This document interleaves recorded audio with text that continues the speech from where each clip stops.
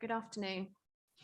I'd like to begin by welcoming those members of the public and the press who've joined us today at New Shire Hall. The County Council allows filming and photography at its public meetings, so please feel free to take pictures and to tweet during the meeting. Can I ask, though, that everyone present turns their mobile phones to silent or vibrate whilst the meeting is taking place. Please be aware that this meeting is being live streamed and that a recording of the meeting will be available to view on the County Council's website. A couple of housekeeping points before we begin. There is no fire alarm test scheduled for today, so if the alarm sounds, I will adjourn the meeting and we will all make our way downstairs and out of the main entrance. The meeting point is on the green opposite the main entrance. A reminder to all members and officers, you need to switch your microphone on when you are speaking and switch it off when you are finished. Otherwise, you will not be audible on the live stream or the meeting recording. To remain within the COVID safe capacity for the meeting room, some officers may join us remotely to present reports or answer questions. And I will adjourn the meeting after 2 hours for a comfort break. As this is the first Cambridgeshire County Council meeting since the death of Sir David Amos, I'd like to begin by offering our thoughts and condolences to the family of a fellow public servant. Sir David was a dedicated member of Parliament and has been described by many as an honourable man. I'd like to quote his family as we look to conduct our business here today. We ask that people set aside their differences and show kindness and love to all. This is the only way forward. Set aside hatred and work together, work towards togetherness. Whatever one's race, religious or political beliefs, be tolerant and try to understand. We will now turn to the business of the day.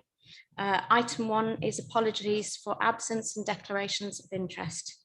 Would the Democratic Services Officer report any apologies, please? Thank you, Chair. Apologies for absence from Councillor Jonas King, who is substituted by Councillor Steve Count. Welcome, Councillor Count. Does any member wish to declare any disclosable pecuniary interests or non-statutory disclosable interests today? Okay. Item 2 is the minutes of the last meeting and the action log. We are being asked to approve the minutes as an accurate record. If any committee member wishes to raise a question on the accuracy of the minutes only, they can do so now. Nope. I see no objections, so we'll take that as carried unanimously. On that basis, are committee members happy to approve? Oh no, sorry. An updated action log was also included in the published papers for this meeting. Are there any questions on this, or can we take it as noted? Councillor Hay.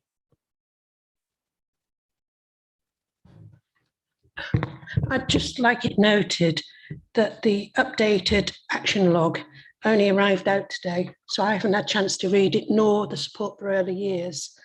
I would ask going forward that where there's items like this, that they are sent to us well before the meeting so that we have time to actually digest them.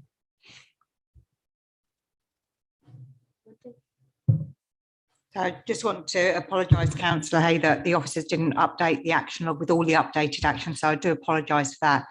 There's only 3 items that are left from the last meeting, which we are working now, so apologies for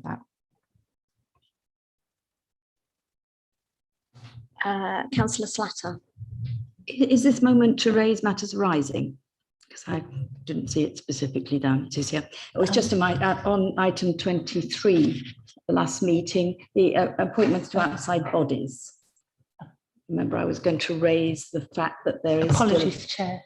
We don't actually have matters arising. That could be raised under the appointments, which we're looking at later in the meeting, Councillor. Oh, my apologies. It was, I thought.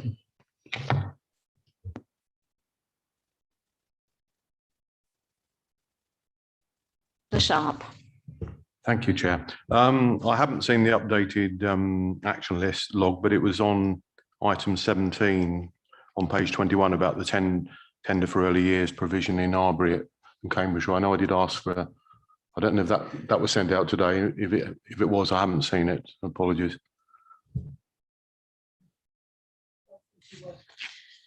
Sorry, Councillor, that report won't be sent out till tomorrow.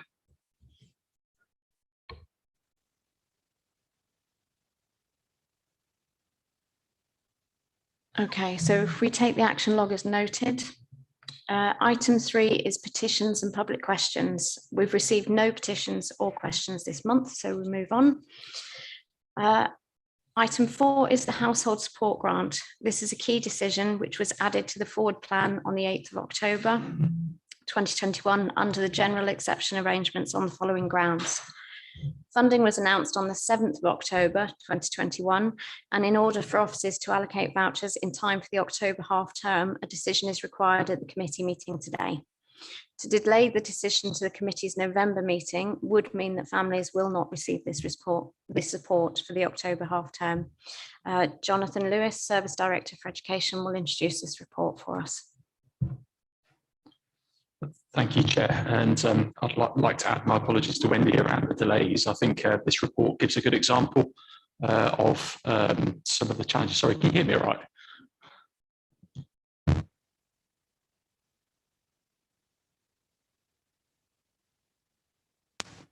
Is that better? Yeah, brilliant. Yeah, I'd add my apologies. I think that this report perhaps suggests how fast things are still moving with COVID. And we as officers are having to prioritise our work at the current time, and making sure that the things that are most important are dealt with appropriately. So you'll be familiar at the last meeting we discussed ongoing support to families through and coming out of the COVID situation.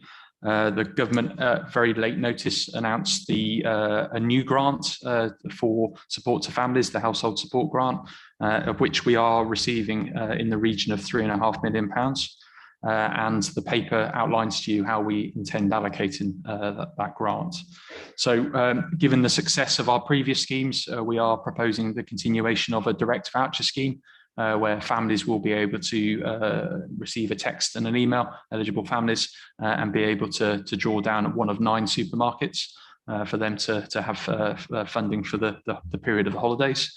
And that will cover, the grant will cover the October half term, it will cover the Christmas holidays, and it will also cover February half term as well. So it's a long-term commitment which we're very positive about, and that scheme will continue. Just so you're aware, we will be reinstating some of the areas of the process that we didn't have previously. So we haven't provided any support in the last round to colleges. We are now reopening that scheme up as part of this arrangement to make sure those that are on accessing free school meals or the bursary in post-16 establishments will now receive financial support through their colleges. It's probably not going to be a voucher, it's probably a direct financial payment in line with their other funding they receive. So we've outlined that scheme there. We'd very much welcome views on that. Obviously, the other element that we've run throughout is a wider support scheme. We talked last time about using the Think Communities approach, working through our district council colleagues and wider the voluntary sector to provide support to everyone that needs it. The grant terms and conditions which you've outlined in there are very clear. We can make wider offers, not just children.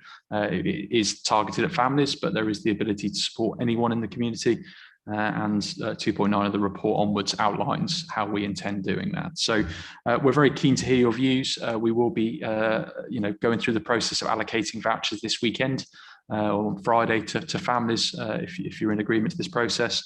And we will be bringing back a report to the next CYP committee because we have the procurement process to undertake for the wider scheme. We've had to do a short-term exemption and the report outlines that process, and we're seeking your endorsement to move ahead at pace to get those vouchers out on Friday. So I'll stop there, Chair, and happy to take any questions. Thank you, John. I'll open the report to the committee for comments or questions, please. Councillor Maguire. Thank you, Chair. It's not a concern, I suppose I'm a little bit puzzled as to how we manage that wider support to families, because I'm looking at recommendation D, which says the proposal for the operation of the wider support to families and communities needs support. But I'm not sure if anything can tell us. I know in 2.9, and he's made reference to the wider partnership working, but I'm just presumably some of the criteria has been laid down by government as to who is eligible. So it's that eligible criteria is not clear to me how that would do it. I mean, on the face of it, I'd make the assumption that districts and the city council would be the obvious people who know when people are in urgent need. But it just isn't coming across clear to me as to how you will manage that, and yet we're being asked to support the proposal. Does that make sense? Yeah, I think it's very relevant. The grant actually is incredibly open. We've laid out in 1.1, we've listed the grant criteria. So there is a fairly detailed breakdown of the sorts of things the government wishes to consider. But locally, we have discretion with how we appropriate this resources, which areas we invest in, and how that gets administered. Obviously we've had to respond very quickly to this. We tend to have a referral scheme for this process. So the letter that's gone out to parents, which you've seen a copy of, came out on my update last Friday, outlines contact this phone number. We will broker support, and we will manage that through that process.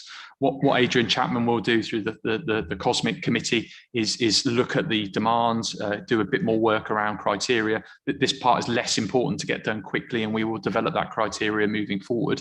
What Adrian will do is report back to this committee and the Cosmic Committee with how we're going, what's looking like, where the pressures are. We know fuel is going to be a big issue this time, but we have no idea of the scale of that yet. So it's going to be very careful management of the spend over time, and we may need to adjust the criteria that we've developed, which is included in here, that it's very open for those that need it.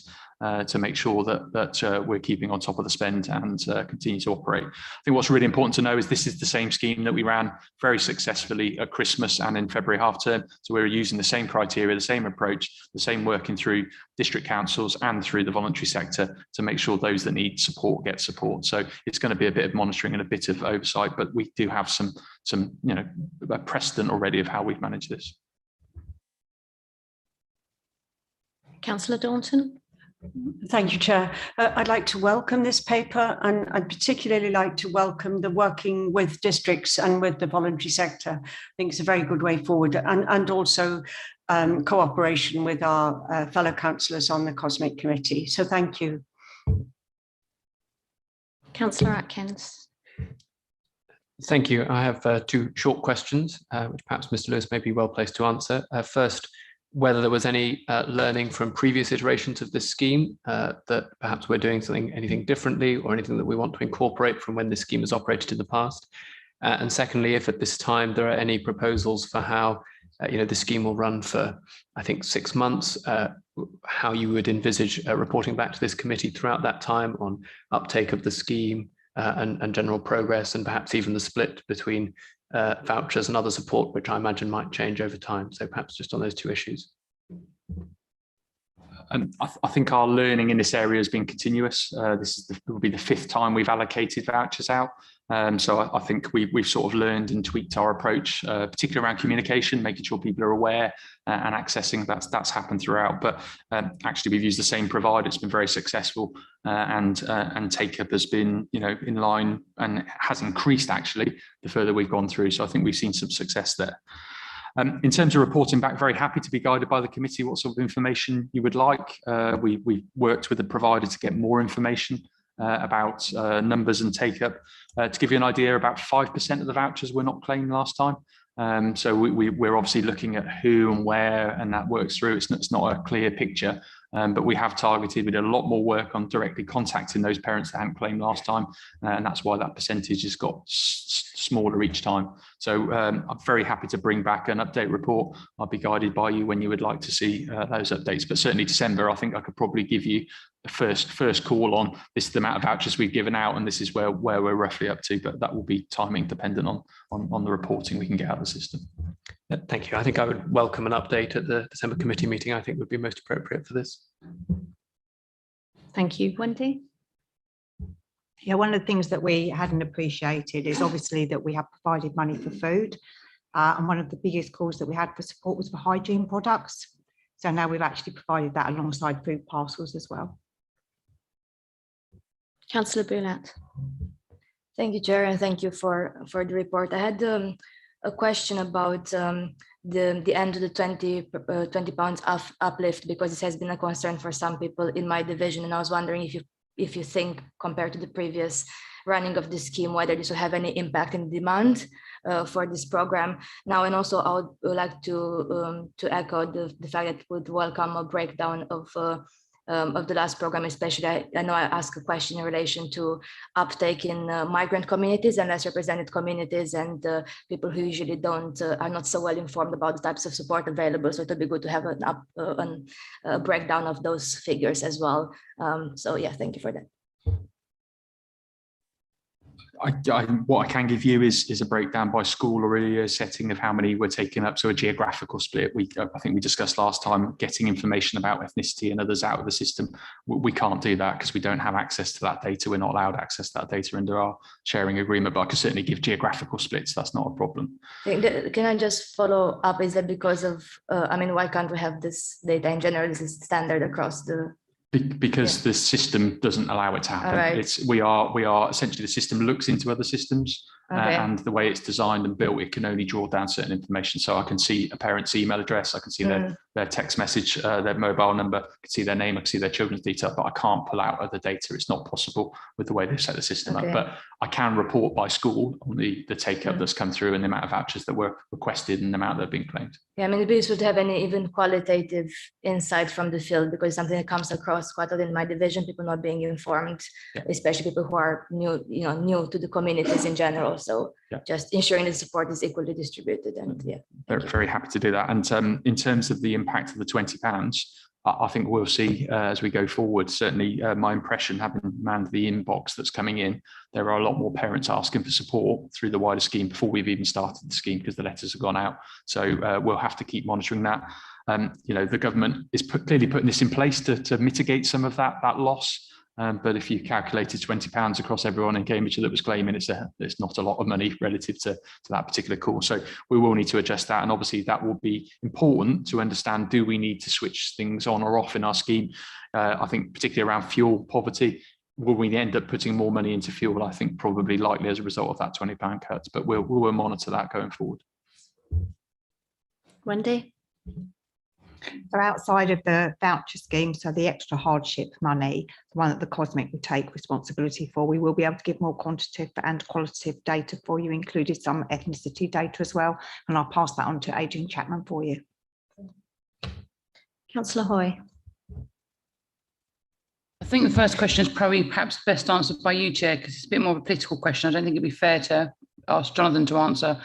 On the Joint Administration's action plan, you talk about having free school meals and the aspiration, I suppose, to provide free school meals for eligible children, I suppose, for every holiday.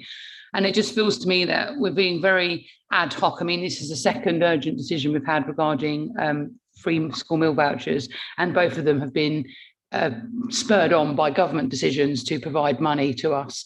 So I suppose my question is, given that there is a commitment from, don't mean you personally, you didn't personally commit it, but given that the Joint Administration has made a commitment, why is there nothing as a long-term budget item, and why are we just waiting on these ad hoc pots of money from government? That's the first question. Then I have a question for Jonathan, if I may, please. I think the answer is budget pressures, which I know is always the go-to answer, but we would like to, going forward, look at what we can do, but obviously with the budget that we inherited going forward, it's been difficult to manage that. So Jonathan. Just Councillor Hoy's benefit, we did bring a paper to the last CYP committee that sort of talked about how best to support families moving forward. So I think that has been articulated at the stages we would go through in terms of negating that loss of free school meals. So obviously budget related, this has come through very late. So we only got this the sort of week before the report was written. That's why we've had to enact the emergency arrangements to procure this in the short term. If I may, so the second part, so we're obviously talking about, we keep talking quite a lot about the free school meals and the voucher scheme. That is actually completely separate from the wider support scheme though, because my understanding, and correct me if I'm wrong, is that the urgency is related to the free school meals because of the October half term. So I don't suggest, I'm not going to cause any upset about that, because obviously we know October half term is rapidly approaching us. I'm just a little bit concerned about the wider support, because I'm not entirely convinced by the report what measures are actually in place. I know we're saying that we've been giving money to districts at the moment, but I certainly don't know of any money that's been made available that people have been able to access. I've had people contacting me needing to access money, and when they contact the districts, they're being asked to apply to other various funds. So I'm not convinced that that 2.4 million is going to be very well spent. I don't think we've necessarily got much oversight on how that's going to be spent.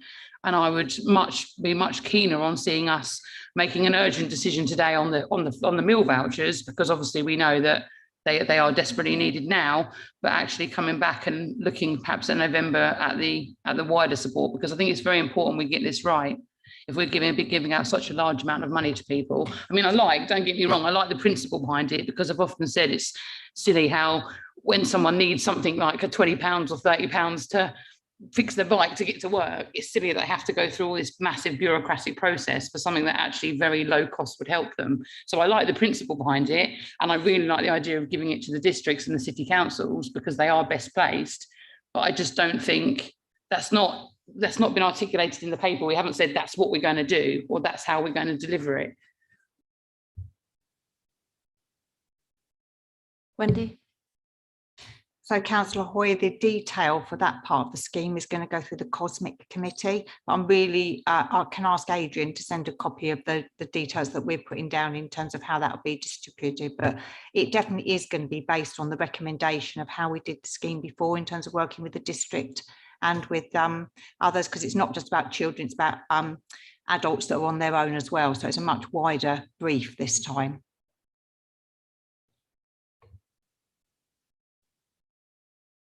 Councillor Slatter? Yes, thank you. I think probably 211 is where I am wanting to ask a question in terms of actually identifying people. This has been a problem ever since March of the pandemic, is actually finding people and dreading finding bodies instead. Obviously, we've learned a lot along the way, and I know a lot of the people in this room have been active in their own divisions in identifying people and bringing them the help they need, and we keep still finding people. I'm just wondering what sort of posters or flyers or things that we can easily put on Facebook, even the less agile people on Facebook like myself, to put on with QR codes, the sort of thing we had for the holiday play schemes, so I can stick it up outside my house.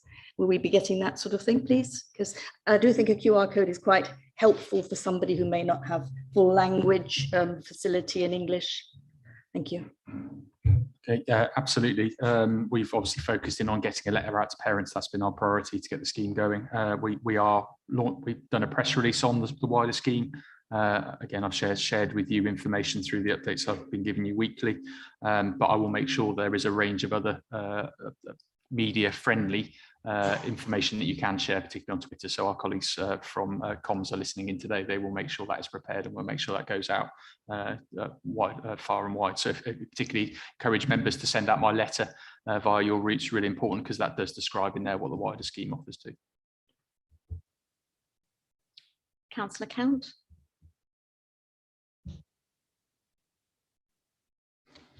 Thank you, Chair.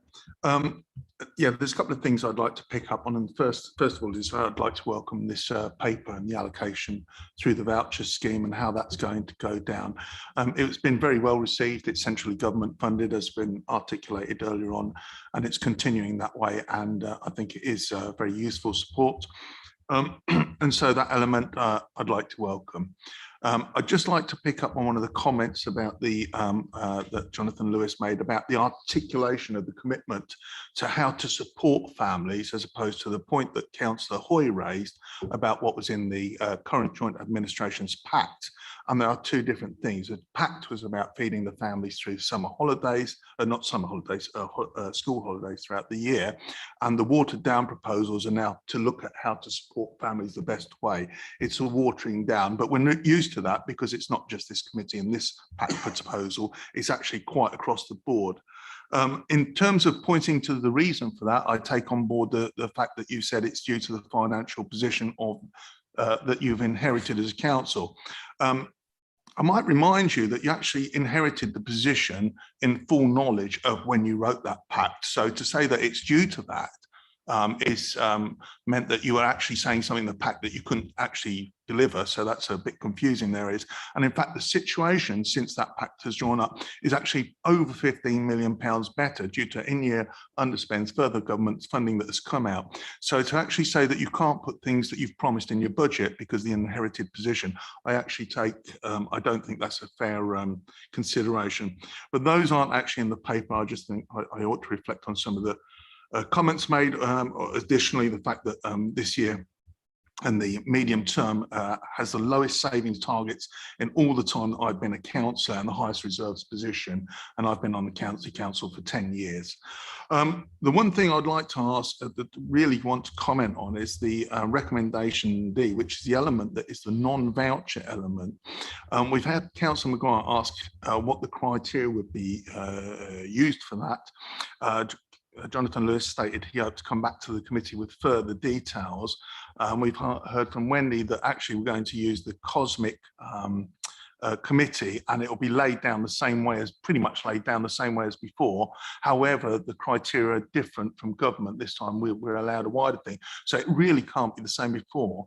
And there is no delegation to actually, as far as I can read this paper, there's no delegation to actually go that route. It actually says in the recommendation D to agree to the proposals, but there's actually no solid proposal for the operation of the wider support scheme. It actually says we're going to look at how we're going to deal with the criteria, we're going to work with people. There is no proposal in front of us.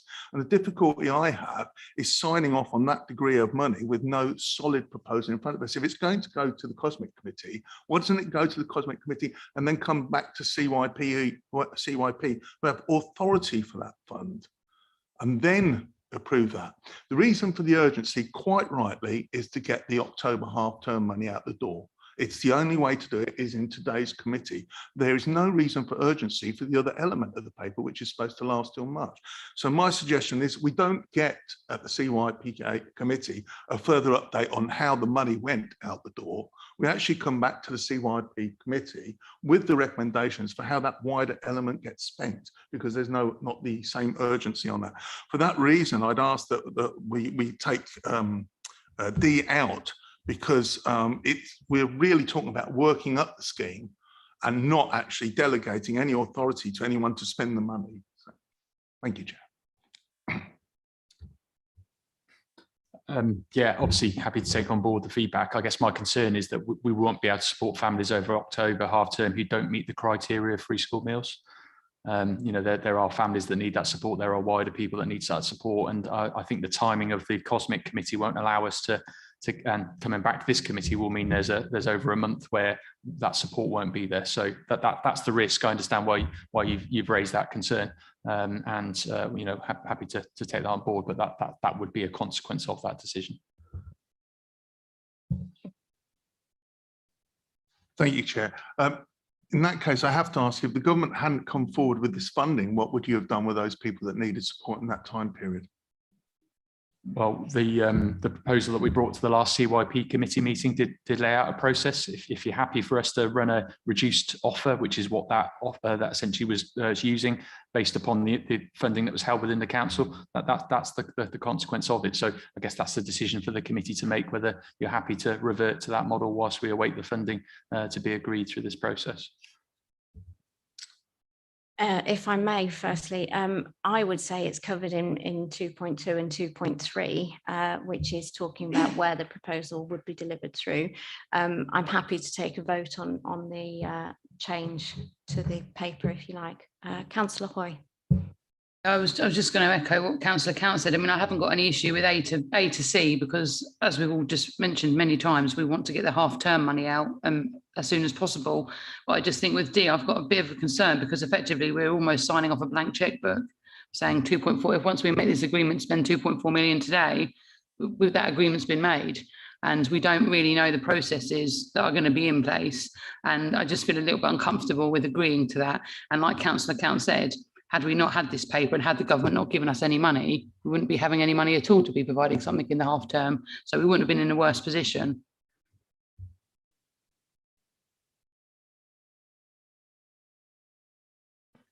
It will depend whether Councillor Count wants to move an amendment.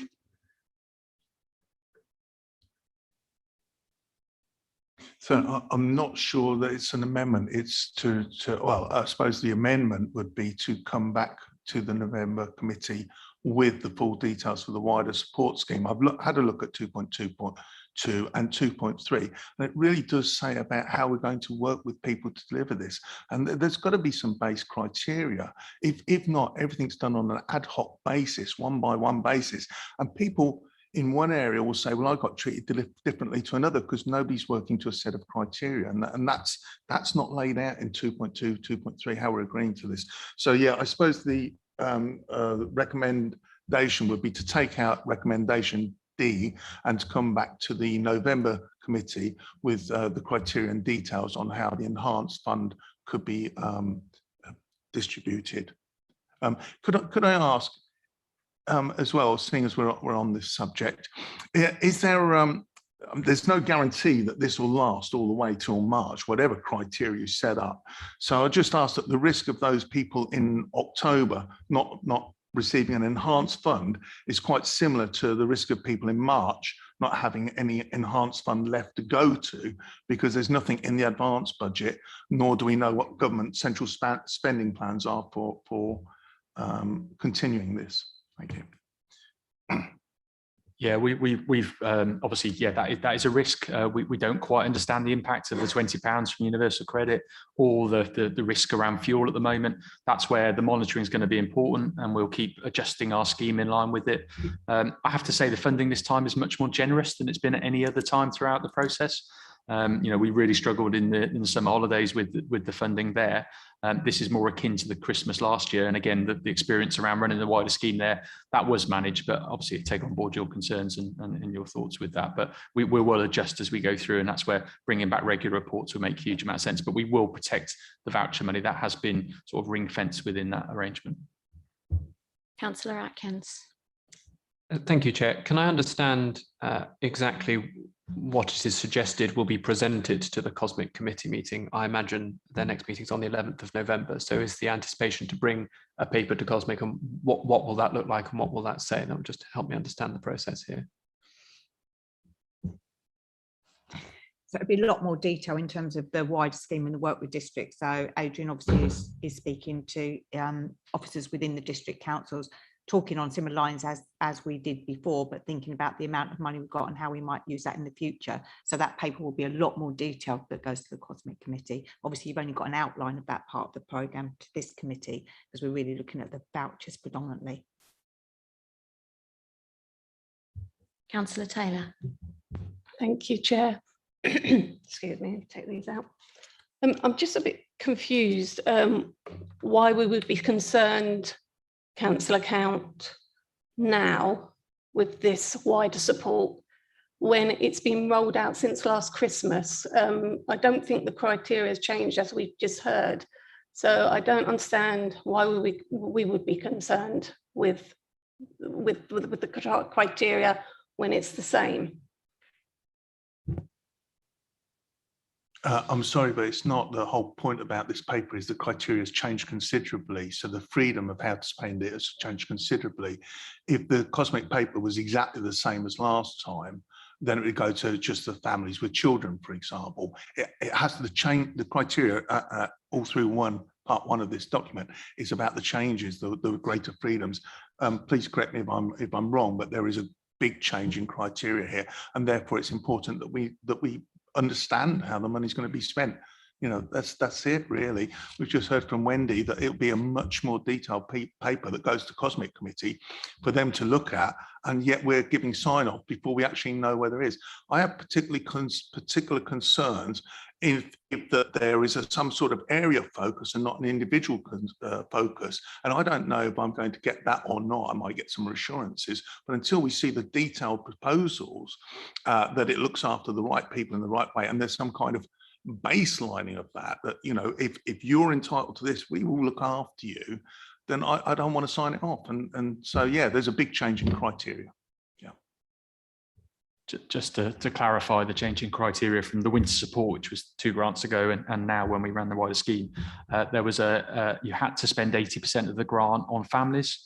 That's now reduced to 50% of the grant on families, but you can spend under both schemes. You could have spent 100% on families. So it is a difference. We obviously, it gives us a bit more flexibility, but they are slightly different between the two schemes. Councillor Hoy.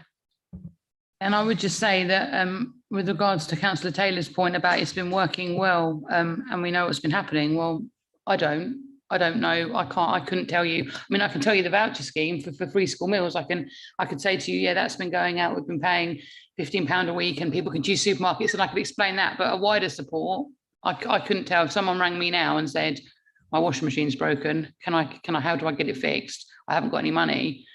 I wouldn't know what to do. And so if we aren't able to articulate that, and we've had all this money, how can we then be sure that there is a process in place with this £2.4 million to then spend?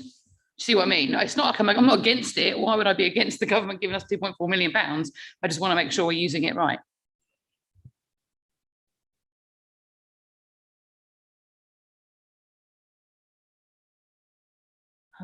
Can I check the wording of Councillor Count's amendment, and then if you wanted to seek a second? I was rather hoping you'd help me with it.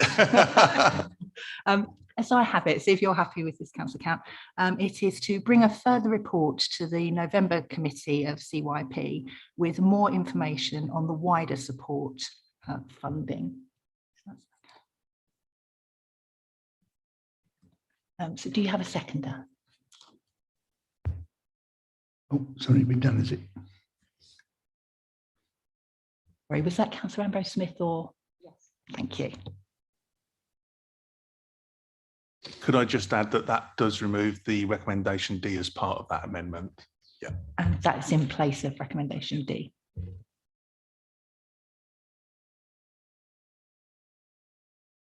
Are you happy to move to the vote, Chair, or taking further comments? Councillor King. Thank you, Chair. Question, Jonathan. If the proposed amendment goes through, will there be an opportunity to provide wider support following the proposal we discussed at the last CYP? I probably need to get Adrian. Sorry, during half term, I meant. Yeah. I probably need to ask Adrian to come back and confirm that arrangement. There are some core budgets in the council that were originally part of the paper last time, and whether we can put in place an interim programme through using that resource to fund that may be recharged. If you do agree that approach, that is something we could consider, but it's within Adrian's area, so I can ask him to come back and see what we could provide. Obviously from families from Friday, but I've just looked in the mailbox now. We've had 3 requests for support this morning on this particular area, so we're going to need to manage that quite carefully, but I'm happy to go back and see what we would offer without the grant.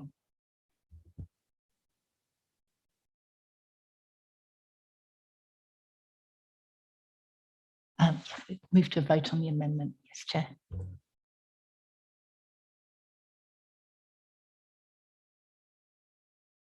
Chair, I'm not sure if the bone of contention may be what happens to those people in the interim period, and that may be it. It may be useful if we consider that we allocate. How long was this fund supposed to last? For 6 months?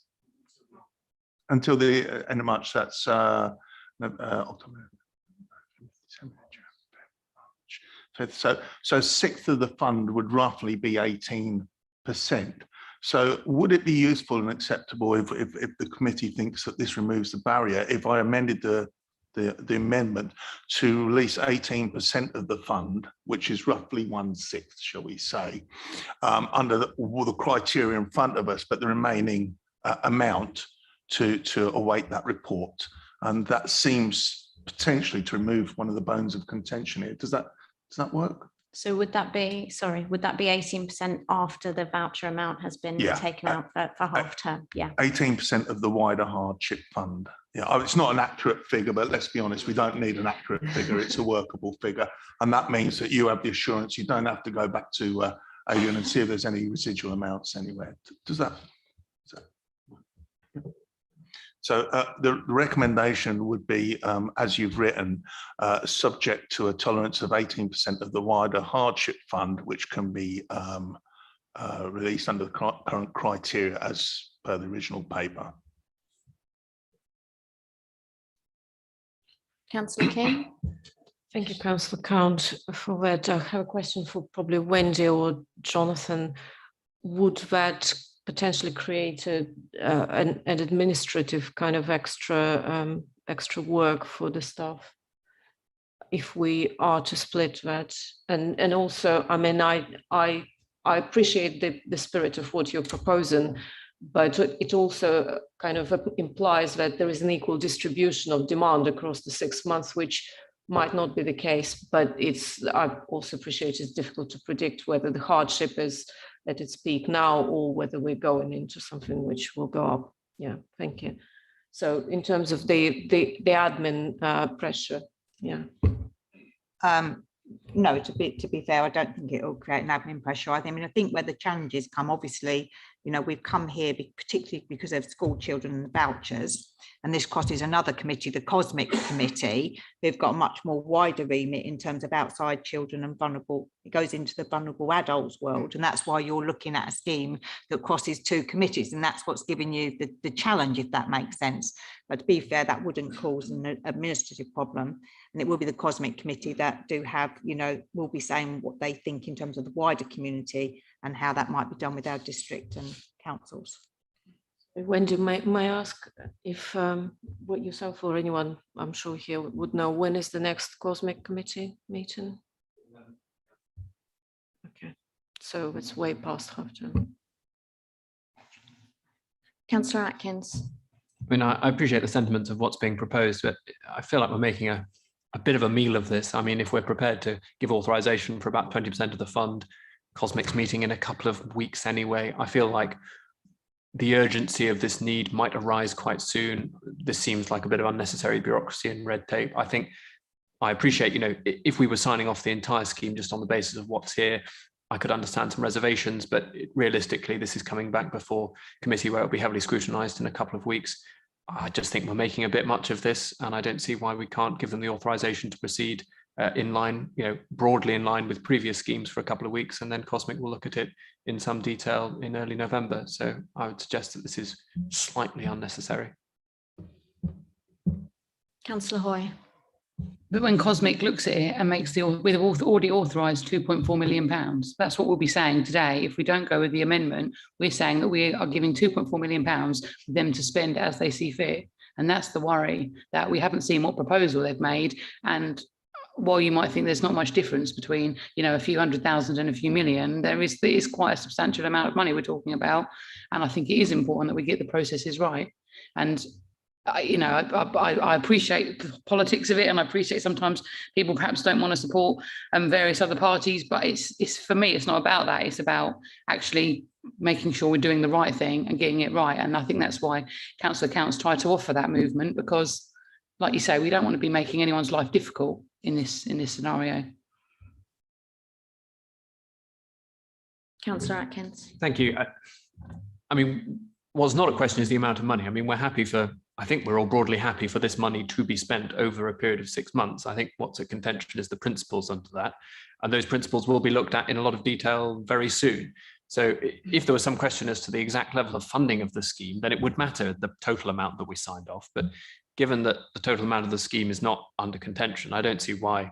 I mean, I really don't think they're going to make a complete hash of it in only 2 weeks when they've been doing this for several years with great success. So I thank you for your comments, but I'm not seeing the particular need to tie ourselves up here.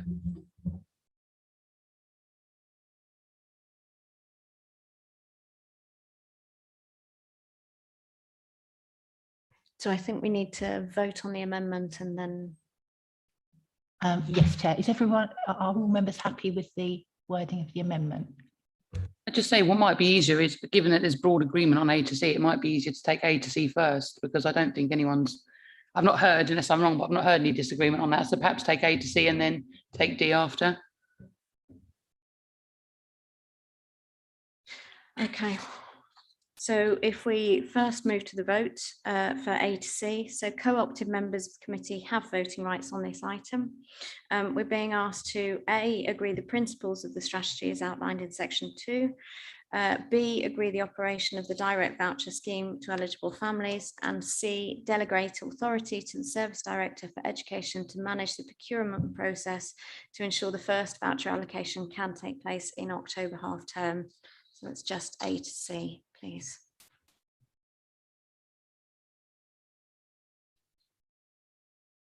That's unanimous.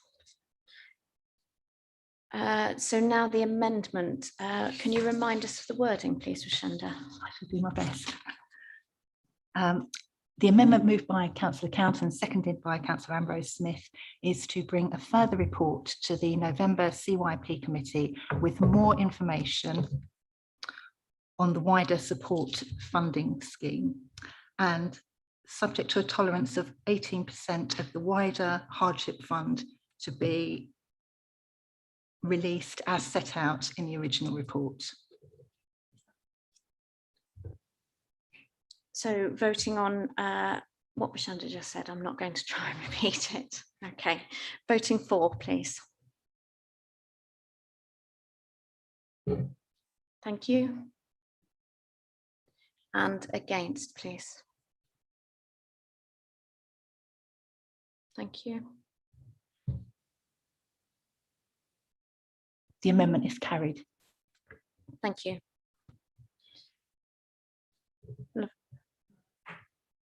Yeah. It was carried by a majority of 9 to 8. Yeah. Thank you. Thank you, Jonathan. Item 5. Item 5 is the opening update. Sorry, Chair, do we need to vote on item D as amended now?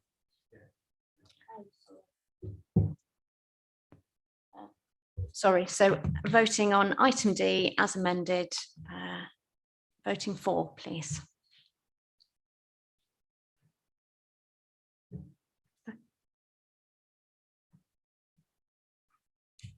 Thank you.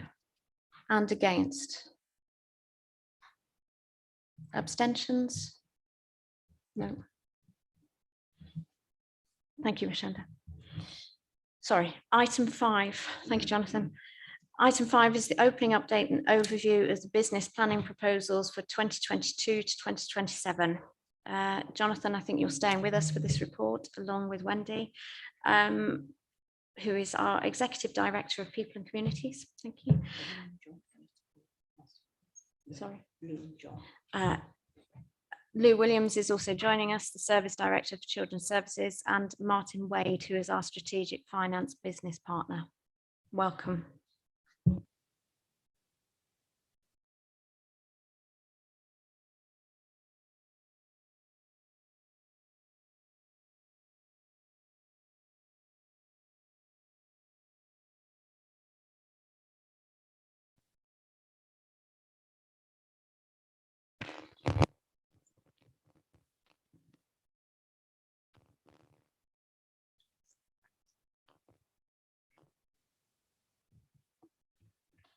Slight technical hitch there, apologies. Since the previous business planning item, which was presented to CYP on the 14th of September, the budget gap has reduced by just over 3.9 million to just under, from 23.4 million to just under 19.5 million, as can be seen on table 3.2 on page 36. A number of the changes have been due to rephasing of previous pressures, savings or incomes, which, although have improved the position for 22-23, have widened the gap slightly in future years. Within Children and Young People Committee, the main changes from the information presented in September, which impact directly on 22-23, are the £250,000 saving in special guardianship orders, which is shown as a children's rebaselining in table 3.2. This reflects the current underlying underspend in this service area and has no direct impact on service delivery. There's also a £250,000 investment in family group conferencing, which was originally in to replace temporary grants. That's now being moved back to 23-24 as existing family safeguarding grant can meet the needs of this for next year. One other adjustment which has been made, which relates to this committee, is in terms of children's disability saving. Again, this has been rephased slightly and moved back to 23-24.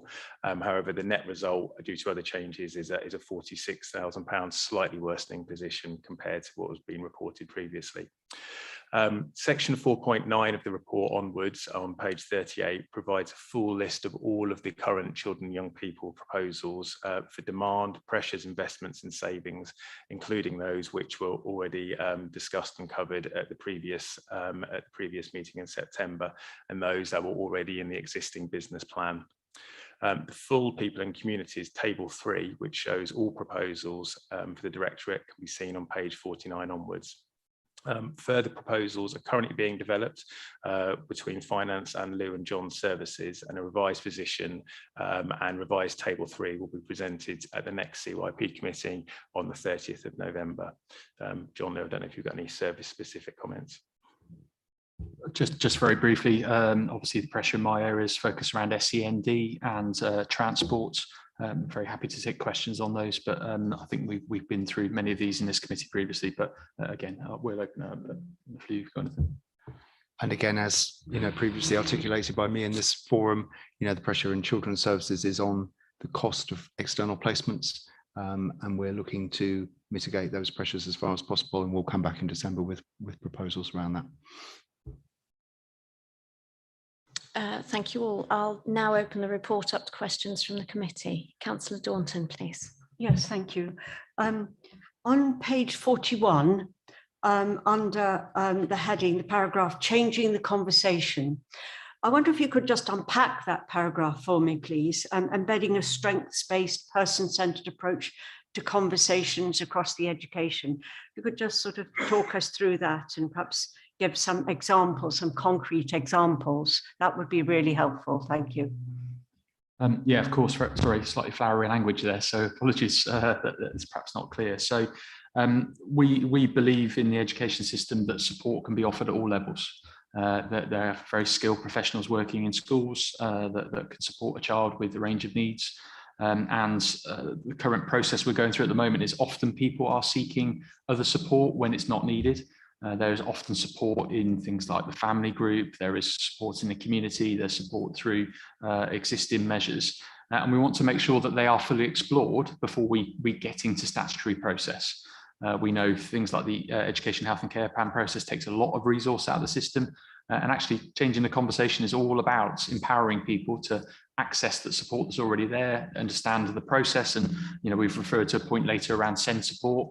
That's a category that enacts support for a young person and a child, and actually people understanding that, having positive conversations about the support that can be accessed will make a difference. So we very much learned from the work that happened around the Positive Challenge programme in adults here about keeping people in the home and finding the support they need around them. This is us mirroring it within the education system, because simply we cannot continue to meet the need through statutory process. And we have to look more proactively at the support that's already in the community. Okay, thank you. Might I just come back on that? Thanks. Thank you. That's really helpful. And just above that, there's under the SEND transformation. The SEND transformation programme will consist of a series of work streams to shift system behaviours. If you could just perhaps unpack that a bit as well, please.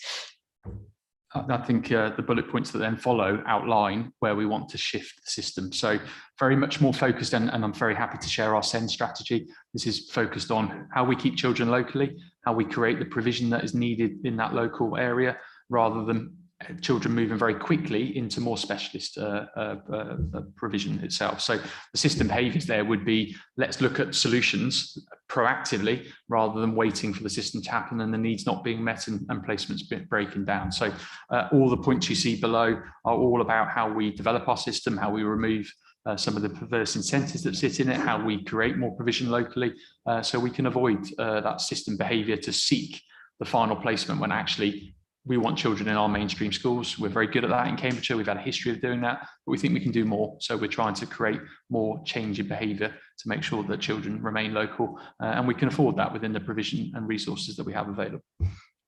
Okay, so it's shifting the behavior or shifting the systems internally, as well as shifting the reaction to the systems externally, I think is what you're saying. Yeah, absolutely. So rather than a parent thinking they have to go and access a specialist college for a particular need, what are we doing locally? Can we train people differently? Can we provide a different type of base around a school, for instance? Is there more that the voluntary sector could come and contribute? We're looking at ways to stop children getting to the end of the system too quickly, because that's not good for them. We want them to be local. You know, driving an hour and a half to access school every day is not good for children. What can we do to change some of those behaviours, those mindsets, those processes? How do we invest to make sure that that aspiration of keeping children locally remains? Okay, thank you. Wendy. I just wanted to add to the changing conversation, something I feel really passionate about is it does build on the Adults Positive Challenge programme that we've run, where working with adults and looking at the support that they can galvanise themselves rather than just go for statutory services, and having a much more person-centred approach. So actually realising that every individual will be different and have different resources available to them. And often as professionals, we go in and reel off the range of services we can provide. And actually, if you have a different conversation with people, they're very good at coming up with what would make a real difference to them that would not necessarily mean a very expensive package of resources. So that's really what it's about. Councillor Sharp, please. Thank you, Chair. I've got 3 points and one of them slightly been answered, I think. The first one is it's section 3, table 3, page 50. It's around adult mental health, and I noticed there's an increase in 220,000 for adult mental health. I couldn't find any reference to funding for children's mental health or an increase in that. That's the first one. The second point is we talk on page 36, I think it is, and table 2.9.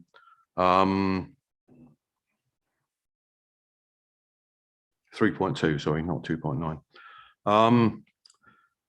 Where we're looking at a pressure in corporate services of 1.297 million, yet we move to a saving of 246 in 23-24, yet we're ceasing joint executive appointments between the County Council and Peterborough City Council. So I'm just slightly not sure why there would be a saving there. And the third one is the one I referred to that may have been answered, is that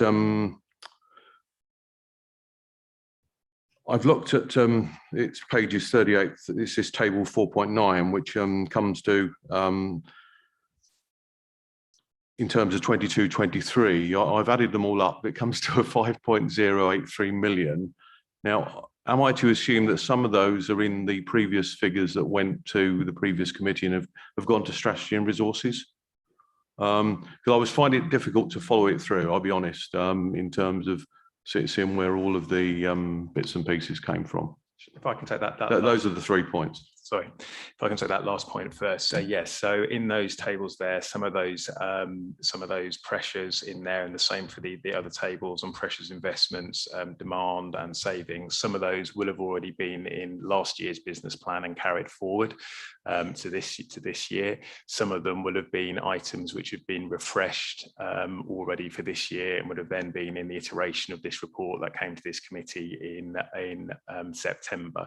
So the full table, if you look at the full table 3 in the appendix at the end of the report, that gives the entire picture of everything that's in there at the moment. Now, none of this has obviously been approved for this year as yet, because obviously it still has to go through S&R and through full council. It's just at the moment, these are the current proposals which are being put forward for next year as they stand. So in terms of children's mental health and adult mental health, the point that you raised there, so the clinical commissioning group has been is the investor of the primary investor in terms of children's mental health. So that's not within the remit of the council funding as such. And the point about adult mental health there, I think, is that that's more about the provision of care as opposed to the provision of health support. So that's where that's different, and that does sit with the local authority, but obviously not within this committee.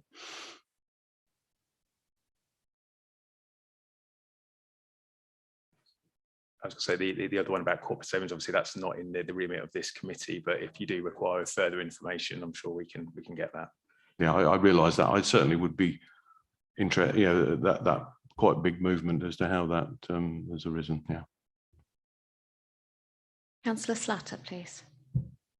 Thank you. I've been having conversations, two different ones, which might different officers might wish to respond to. First, I ran this paper past my city council colleague, who is not only the father of a child with special needs, but is also now a teacher in that area. And he was very pleased to see the way in which certainly on page 41, the Scnd support, this idea that it's not the golden ticket, it's not all or nothing, but that early, often quite low-key support makes all the difference. And if some schools haven't realized that they can help in small ways, they don't have to wait for the full plan, that will be good. And I think that message does need to go out to everybody. Certainly he knew that his child was being held back because the school thought that they had to refer up, as it were.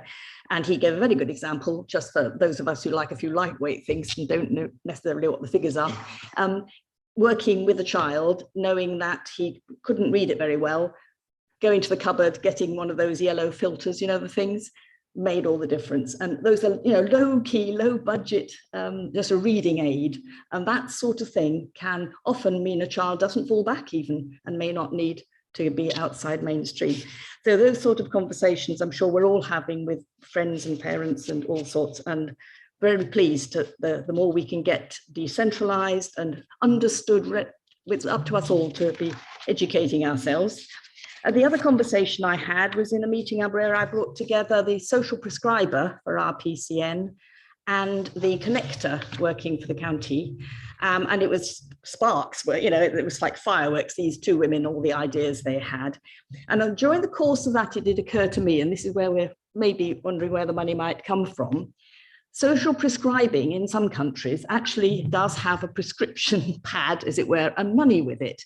If the GP is wanting to prescribe a non-medical approach to a health problem, we know that that can work really well.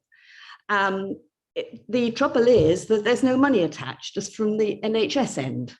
And I do wonder whether there's any possibility of getting some of an income stream through the, it's not the CG now, is it? The IRS, that there should be some recognition that social prescribing is a very good idea. And some GPs, including ours, are thinking of actually employing a further care coordinator. And this is so much the realm of the expertise of the county council as well. But if they had something they could actually prescribe, that would be so much better for the person involved. For example, an issue I brought up at the last meeting on adults and health was the fact that that we can now pay for somebody to make a start on Slimming World. So some sessions to get somebody started in losing weight. It might be just the thing for them. That could be something that's socially prescribed. As it is, the social prescribers and the connectors can only signpost. They can, you know, and then that means that either the money is coming from our resources or for those from the volunteers. And they might still incur a cost, which might be just enough to prevent them crossing the threshold, whether it's into joining a yoga group or a slimming group, or even a walking group, a Nordic walking group or something like that. So those are my conversations. Hope that's at all helpful. Wendy, please. So absolutely, I think health would say they would want to do that, is to add money to a prescription. And obviously with the development of the integrated care system, where we'll as local authorities work more closely with our health colleagues, you know, that's really important. The challenge is, as it would be with any local authority, is we need to free up money on the more specialist services to be able to put into these more preventative services like social prescribing. So part of the transformation is we need to think about how can we get more money down the preventative end of the system by not actually making sure people are prevented from needing more specialist services, and then we would have that money to spend. You will know, it's no secret that the clinical commissioning group as it is now is financially challenged. So it is a big challenge for them at the moment, but it's certainly in the two integrated care partnerships, North and South, the topic of conversation about how can we get more resource across the system into prevention in the long term. Clarify that. Was I making myself clear? I was hoping the money would be coming through the health route. And again, as you say, prevention rather than cure is always good value, but it's hard to justify if the budgets are too much in silos. But if we can get some central government money coming our way directly, that would be good. Sorry, just to clarify, I agree with you. It would be health money. I'm just saying health don't have any free money unless they move it from one part of their system to another at the moment. Councillor Hoy, please. Yeah, thank you. I've got 3 points. If I first, maybe Wendy might be able to answer the first one. Regards to child mental health and Councillor Sharp's point, I understand Lou's response, that is in the CCG's budget, but what I'm a little bit confused about is obviously when the committee's changed, my understanding was, and I might be wrong, that this committee still did now oversee the children's aspect of health. And we haven't yet at any point held the clinical commissioning group to account on anything regarding health since May. So I think we need to have that in the agenda at some point, because we are supposed to be responsible for children's health and we've done nothing on it. I'd be really happy to actually come with the person that's responsible for the children's mental health services. Also, Councillor Hoy, I've got a really good report that's been developed by the CCG on the investment that's been made into children's mental health. And also across both local authorities, we've all invested in a preventative element of mental health called United, and that's just got off the ground now. There has been quite significant investment come from health into children's mental health, and actually in adults and children's mental health, that's where the main bulk of money is coming nationally from the NHS into the mental health services. So I'm happy to share the report. Also, because we are working in an integrated way across children's health and local authorities, and we've started to develop under the new integrated care service, the Children's Collaborative. I'd be really happy to do a very brief paper on that, specifically focusing on children's mental health, if that would be helpful for the next meeting, or I can send it out as a briefing paper outside. Yeah, that'd be useful, but I think just children's health in general, to be honest, because I think it needs to be a sort of standing agenda item, because we haven't discussed any children's health.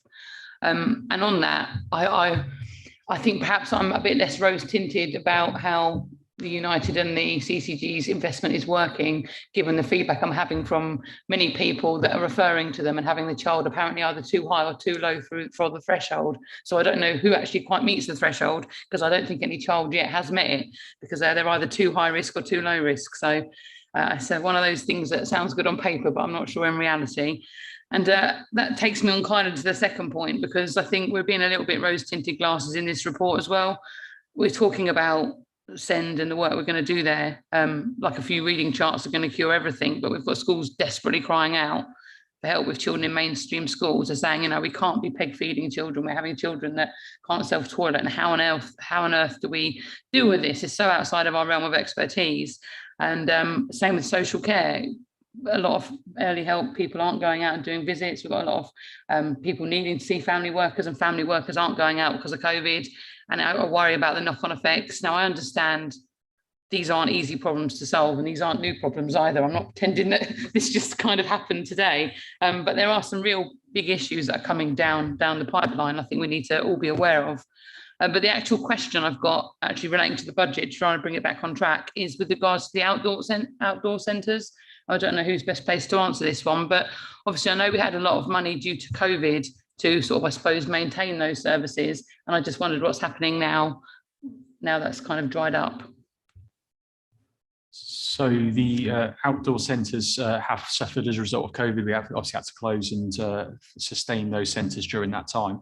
They're now fully open. We do have some limitations around numbers at the moment as a result of things like ventilation issues within spaces, particularly residential spaces.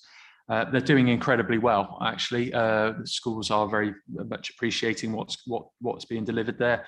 The budget itself looks at the structural deficit that we have in those centres. It outlines the fact that without investment, we will continue to make a loss on that provision. We've done a huge amount of work on cost saving. So, to give you an example, recently we've been looking at how we increase the capacity at Grafton Water to get more children to use the fantastic facilities we have there.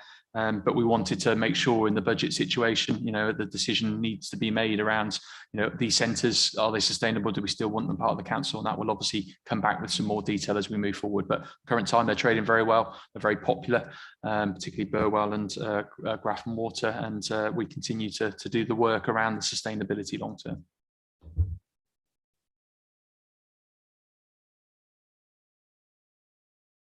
Councillor Atkins, please. Thank you, Chair. A few slightly detailed questions, perhaps just to help my own understanding. So firstly, on special guardianship orders, which I think appear multiple times in these tables, if I've understood correctly, between the demand pressures, but then also the savings that have been identified, is it something like a net saving of about £100,000 this year, but then swinging back into a demand pressure for future years? I just want to check I've understood that phasing correctly. I wouldn't normally be so worried about, or not as worried about future years as I am about the next year, but obviously we're doing a lot of rephasing and moving things around between years. So I think actually the position from financial year 24 onwards is actually quite important. So firstly on special guardianship orders, also on page 39, the first row in that table on SEND capacity talks there about increases in demands for EHC plans for children with special needs. You suggest that the evidence that this is a trend going forwards, but we're only forecasting a demand pressure for the coming year and not for any of the future years. I wondered if there was some more narrative that you could provide around that. And finally, on page 30, on page 38, we have funding for rising numbers and need of children in care of about 1.2 million in this year, and again nothing in future years. And there's a comment there that this figure is subject to review. I think, as an accountant, I always want to look at round figure numbers, and unfortunately that round figure number does somewhat stick out. So perhaps this might be a good opportunity just to go into some more detail on that. Okay, if I start with the special guardianship orders, yeah, your interpretation is correct. So building on the demand forecasts so far, yeah, there would be a kind of a net pressure in future years. The £250,000 saving this year is effectively just reducing by the current level of the underlying in-year saving, but we do expect that demand based on population and numbers to increase in future years.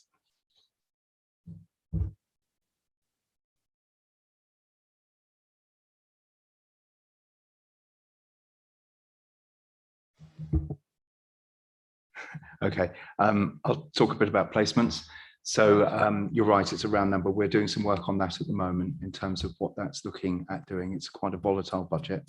So what I wanted to do was to come back to the December committee with as much of the year gone through, if you like, so that we can be as confident as we can be with the position at the end of this coming financial year, and use that as a basis for projecting into the following financial year.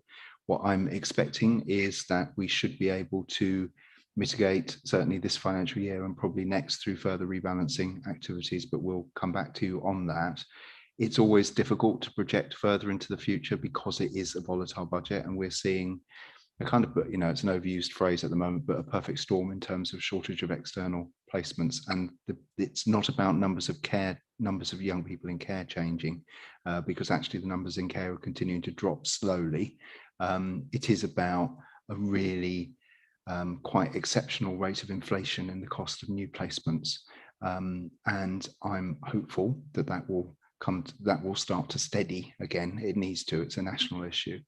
It's a very serious issue, but we'll come back with some more details about what we think is likely to happen next financial year, and that will also help us to think about future financial years. Councillor Count, please. Sorry, Chair, shall I come back on the SEN line, because I think we haven't covered that. Apologies, my mic doesn't seem to be working. So the investment of 565,000, which is a permanent base increase, relates to the fact that our activity in that area has increased dramatically. So we've just cracked 6,000 education, health and care plans in the county, which is up from about 2,500 sort of 6 or 7 years ago, so substantial change. We are hoping that the activity that we've already discussed that comes later in the report in 4.12 will help steady the demand, in which case that capacity would be sufficient. So we future-proof somewhat in that number, but it is contingent on actually, reducing that demand by looking at earlier intervention and other factors. Thank you. I think if possible, if we could have some kind of briefer interim update on the funding around children in care in November, I think that might be helpful given the overall timelines, even if you want to wait until, or even if it's best to wait until December for something fuller. Sorry, I meant the November committee. You meant November, okay, Yes. Good. Thank you. Thank you. Councillor Count, please. Thank you, Chair. And just before I start on anything I've got to say, I've just noticed with regards to the system, it seems to have a bit like my neck, it won't go that far. So whenever we have these excellent officers talking, the camera never reaches them. So perhaps that could be looked into, because I've noticed their mics are on and other people's are off. And yeah, it'd be good to see you guys up on the screen, because the words have got to go with the picture, so to speak. And I'll use that opportunity to thank them for their services, because they really have looked after us well over the few years that I've known them and the transformation they've gone. But back to the subject matter now, if I may. My first general comment is just the one on mental health and the sort of discussion that it's not directly in our area. Well, to be quite, my view on this, it's not somebody else's responsibility. And I know nobody ever really said it's somebody else got to deal with it, we're not going to, but there was almost an element of, we can't look at it that way. The impacts on safeguarding, the impacts on education are extremely well proven. It is our responsibility. We may not have like a direct funding line, but it is very much underneath on our radar for where we've got to be on that subject. So I just thought I wanted to get that one over the line in terms of commentary. The next point I want to make is really in terms of commentary and not in terms of a question. And it's the October planning cycle. There are very few, if any, really concrete transformations, efficiencies or savings. Now, I appreciate I've been told many times we'll have a balanced budget in February, but we're getting there, and we can't give public scrutiny if everything comes galloping along at the last moment. And my real fear is that despite being told that we'll balance the budget, that there's going to be an over-reliance on reserves. And that is a fatal financial mistake to make, which I may suggest. It'll be up to everybody as we go through the committee cycle. In the past, we've had 96% of the budget to 98% of the budget balanced before the full council meeting, and then that little difference is the last bit that we dealt with. But we're normally a bit further than this in closing the budget gap at this point of the year. So that's a scary thing for me. But into actually the questions, the first question I've got is on page 39, and it's family group conferencing. I didn't really understand what was happening with the finance, because there's a saving of 250,000 in next year, and then it comes back in the year after. It seems to suggest, on the one hand, that there's funding coming from somewhere else, in which case I don't know that it wouldn't be minus 250, because if it's not in this budget and it's coming from somewhere else, or is it actually we're not offering the service, in which case what happens to the outcomes, because there must be a lowering of outcomes, and I'm a bit disappointed if that's happening. So that's kind of a technical one on what's on helping me understand that one. The second one is the excellent work about the Scnd, page 41 onwards. There are 15 bullet points, and there are 4 Scnd work streams. My concern about this isn't so much about what's in there, but it's proposed with a single funding envelope of £1 million over 3 years, about 340,000 a year. That looks like we're going to get an awful lot of stuff for our money, and I'm just wondering if it's going to be if it's thoroughly worked up, and we're going to get all that, and it's going to cost us £1 million, or actually we're going to end up with a watered down version that doesn't deliver all our outcomes because a cap has been put on perhaps the request for funding to deliver it appropriately. So it just seems like a great work. I'm just concerned, have you got enough money to deliver it effectively? On that one, the list under 4.12, I'm going to go back to the subject reserves. It actually says in the paper that it's being considered to be funded from reserves.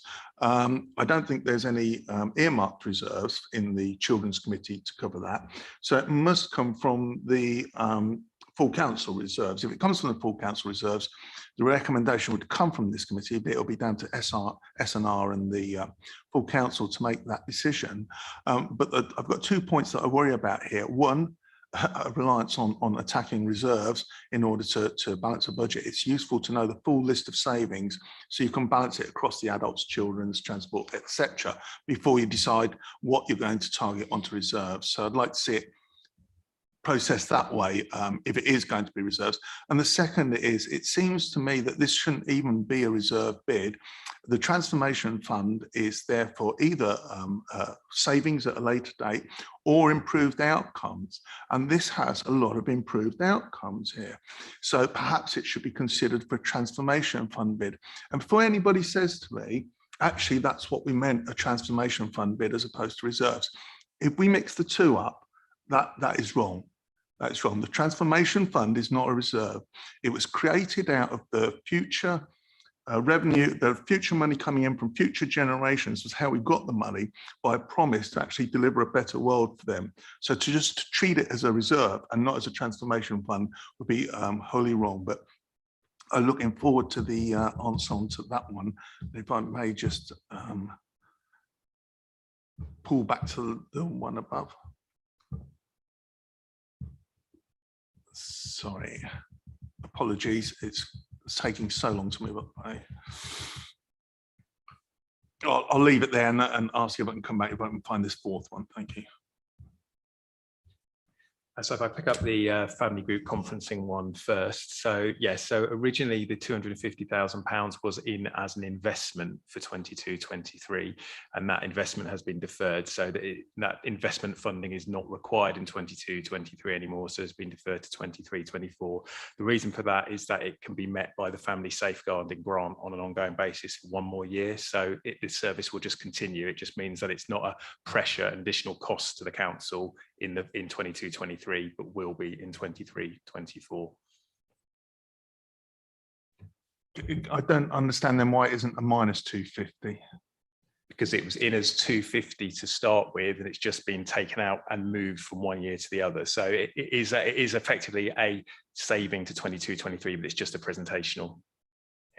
Yeah. In terms of the reserves, yeah, what you're saying is exactly right. It wouldn't be a decision for this committee. It would have to go through SNR for that decision to be made.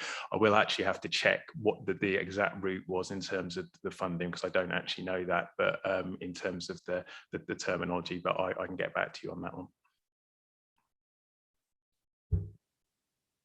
In terms of the Scnd transformation fund, thank you for pointing out the importance of it.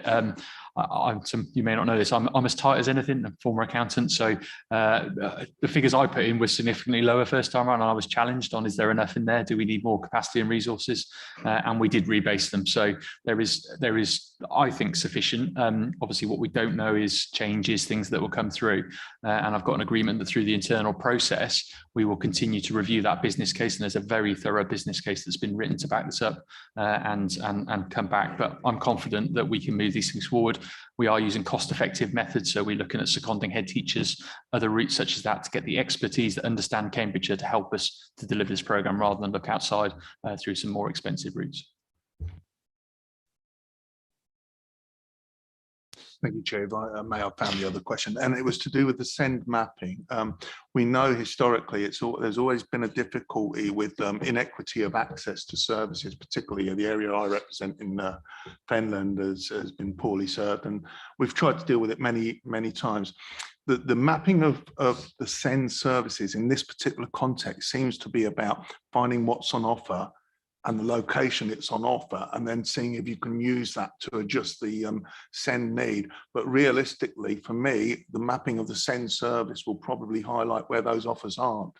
And then there's got to be a whole new discussion about how you make them available in those areas where there's inequity of access, you know, whether it be outreach work or financial help or training for the schools. But yeah, that for me, that mapping isn't about what we've got, it's about what we need and how to get from A to B. Thank you.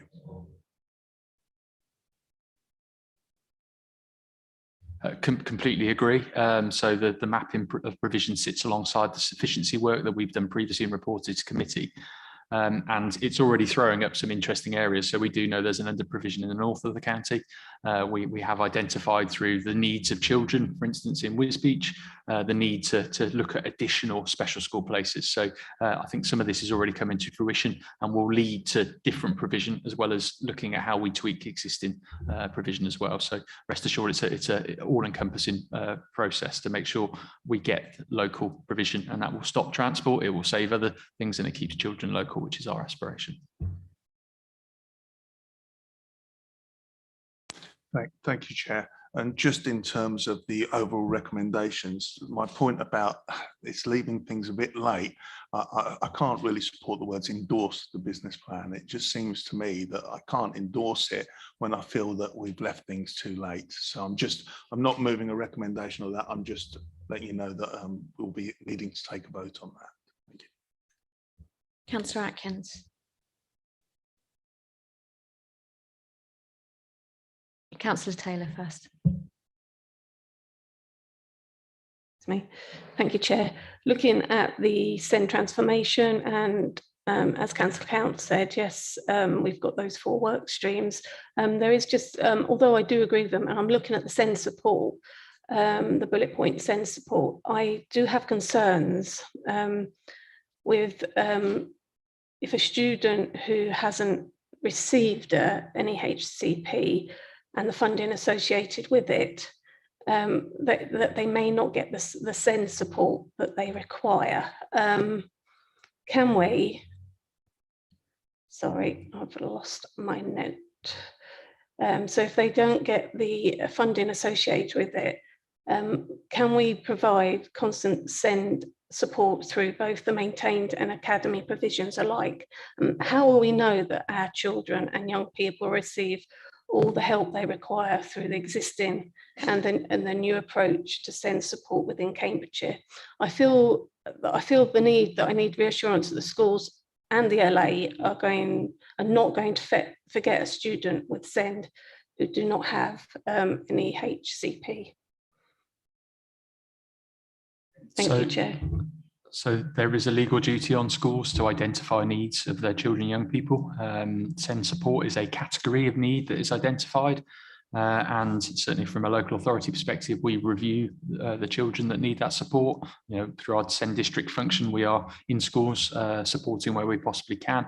And organisations such as Ofsted will want to see that group separately identified, an understanding of their needs.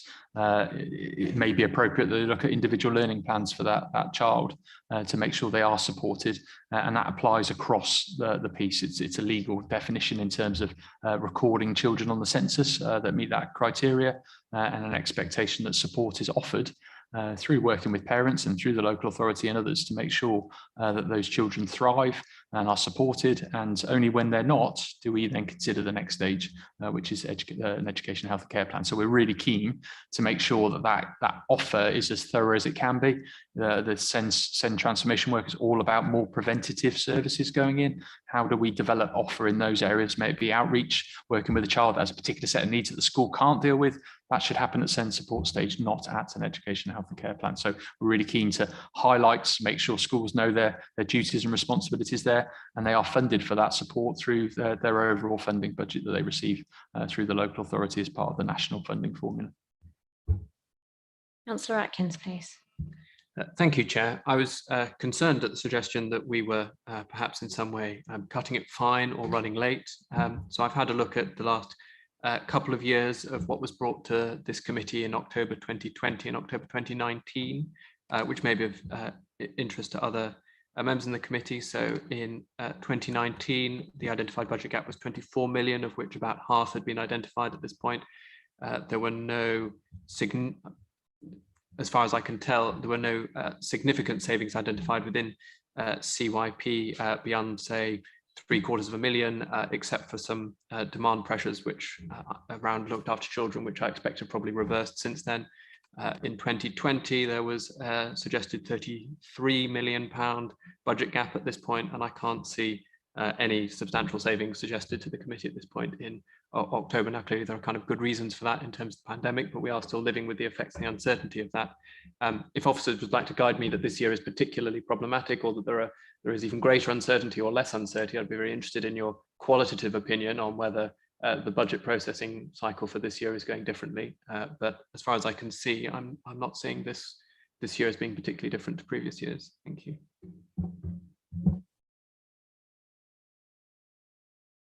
So just to comment very briefly, I think the one issue that's different this year is COVID. I think when we look at our budgets for demand and need for new services, it's really difficult at the moment because we're seeing as much challenge with COVID in the education sector as we ever have. So that is placing a bit of uncertainty, particularly around some of our demand-led services that we will need to consider. So it has made it more difficult. But obviously we're still going through that process. We're still contributing. And I think the commitment from both of us is that we are still looking at areas where both savings will come from and, if need be, investment. And with that in mind, I'm really aware how busy our officers are with the additional pressures of COVID. Can I just remind everybody that this is the current business plan to date. It's not a final budgetary proposal. Thank you. Councillor Hay. Thank you, Chair. I'm very concerned about the SAFE team. We're told it's currently funded through a grant from the Police and Crime Commissioner, which is due to run out in March 2022. And to continue, we need an estimate at the moment of 268,000 investment. What happens if we don't get that investment? And where are we looking for that investment? So I've got meetings scheduled with partners because there are benefits across the partnership, to be quite honest. This is a team that works with young people at risk of criminal exploitation primarily. And there is some growing evidence about the impact of the team in terms of reducing offending for the young people who have been worked with by that team, coming to the attention of the police much less often, either as a victim or of a perpetrator or any kind of involvement in an offence. So we'll be talking to the police. We're also looking at so that there is the potential for some government funding. So through the National COVID Recovery Funding, the part of the team, so it also supports young people who are excluded from education, not as in excluded, but have excluded themselves, if you like, so they're not accessing education. So they're not in employment, education or training. That team also is delivering some really positive outcomes in that area and getting people back into employment and training. So there is a government funding stream that we are applying for, have applied for. We should get the outcome of that relatively quickly. And then fundamentally, I think a large, again, you know, this group of young people, or this cohort of young people, have been particularly affected again by COVID, actually. And so we think it's appropriate to look towards whether there's some potential investment that we can use from some COVID recovery funds that the council has. I will bring much more detail to this. So my meeting with partners is later this week. So it will be for me to then articulate what the position is in November. Councillor King, please. Thank you, Chair. I just want to build on the comments by Councillor Atkin and just probably provide a comment to Councillor Count's earlier comments on the timetable. So this is just to acknowledge the really difficult situation we find ourselves, and to say thank you to our officers here for managing a huge amount of workload due to COVID, due to other pressures, and working with us on the budget, and also to provide some reassurance to Councillor Count and others that we're working really hard to make sure that we do address and act on recommendations from the latest peer review challenge we had recently published about the possible kind of the financial issues we've been having historically with the council. So we're working really hard to make sure that we address those, and we will be sharing the further iterations of the business plans as we go along. Thank you.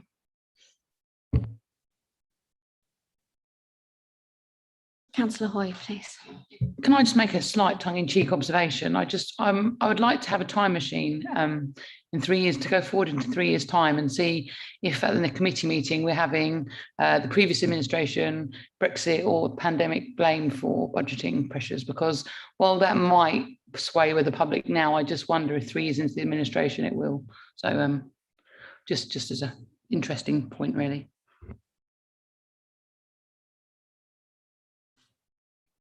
Okay, so if there are no further comments, we're being asked to note the progress made to date and the next steps required to develop the 2022-23 and 26-27 business plan, and also to endorse the budget and savings proposals that are with the remit of this committee as part of consideration of Council's overall business plan. We will move to the vote. Co-opted members of the committee are not eligible to vote on this item. Sorry, Councillor Smith.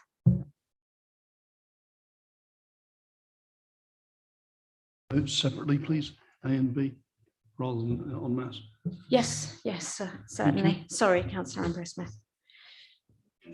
So if we move to vote on part A, which is noting the progress made to date and the next steps required to develop the 2022-23 and 26-27 business plan. Would those in favour of this recommendation raise their hands, please? Thank you. There were no abstentions and no against, I think, is that right? Yeah. And then part B, to endorse the budget and savings proposals that are within the remit of this committee and as part of consideration of the Council's overall business plan. Would those in favour please raise their hands? Thank you. Those against? And any abstentions, please? Thank you. I propose a short adjournment before we go to the next item. Thank you.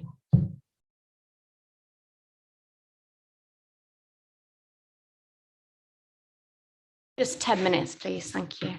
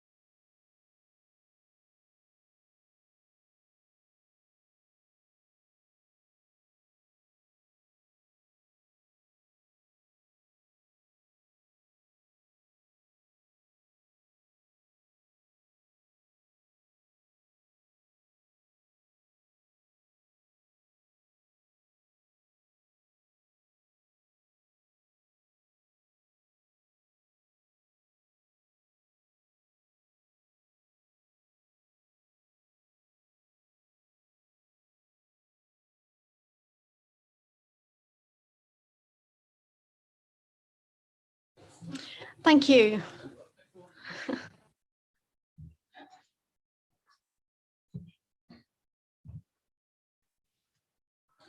Thank you for that. Item 6. Item 6 is the Service Committee review of the draft 2022-23 capital programme. Hazel Belchamber, Assistant Director for Educational Capital and Place and Planning, and Ian Trafford, Educational Capital Strategy Manager, will present this report. And sorry, start again. Item 6 is the Service Committee review of the draft 2022-23 capital programme. And I think, have we got Ian Trafford online for us today? Thank you.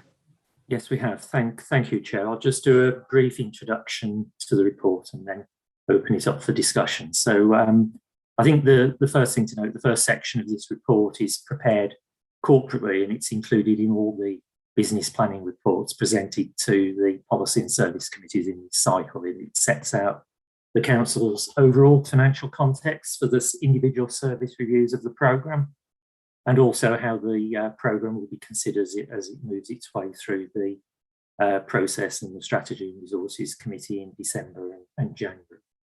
The second section focuses on the committee's specific business area and also outlines the main sources of funding for the schools programme. This report under consideration today is the first iteration of the programme to be presented as part of the 2023 business planning round, following the usual annual review of schemes. There are quite a few new schemes included this year within the proposed programme, almost all of which are basic need proposals linked to the need to meet the Council's statutory sufficiency duty and provide the places required for the rising school age population, to some extent linked to housing growth. The new schemes are set out in the table in paragraph 5.5 of the report. 4 of these schemes you'll see are in the primary phase of education, and a further 3 schemes are in the Scnd sector and reflect the immediate pressure that the local authority has to expand the number of Scnd places in either special schools or alternative provision. 2 schemes are no longer identified for funding within the previously approved programme, largely as a result that 3 school proposals are being progressed in their stead as part of the National Free Schools programme. And as such, the secondary school at Wisbeach and the additional places required in Soham are now free school proposals, which will be funded by direct grant from the DFE. The report also contains a review of the existing capital schemes, where there have been cost changes or changes of scope, and these are set out in the table in paragraph 5.7 of the report.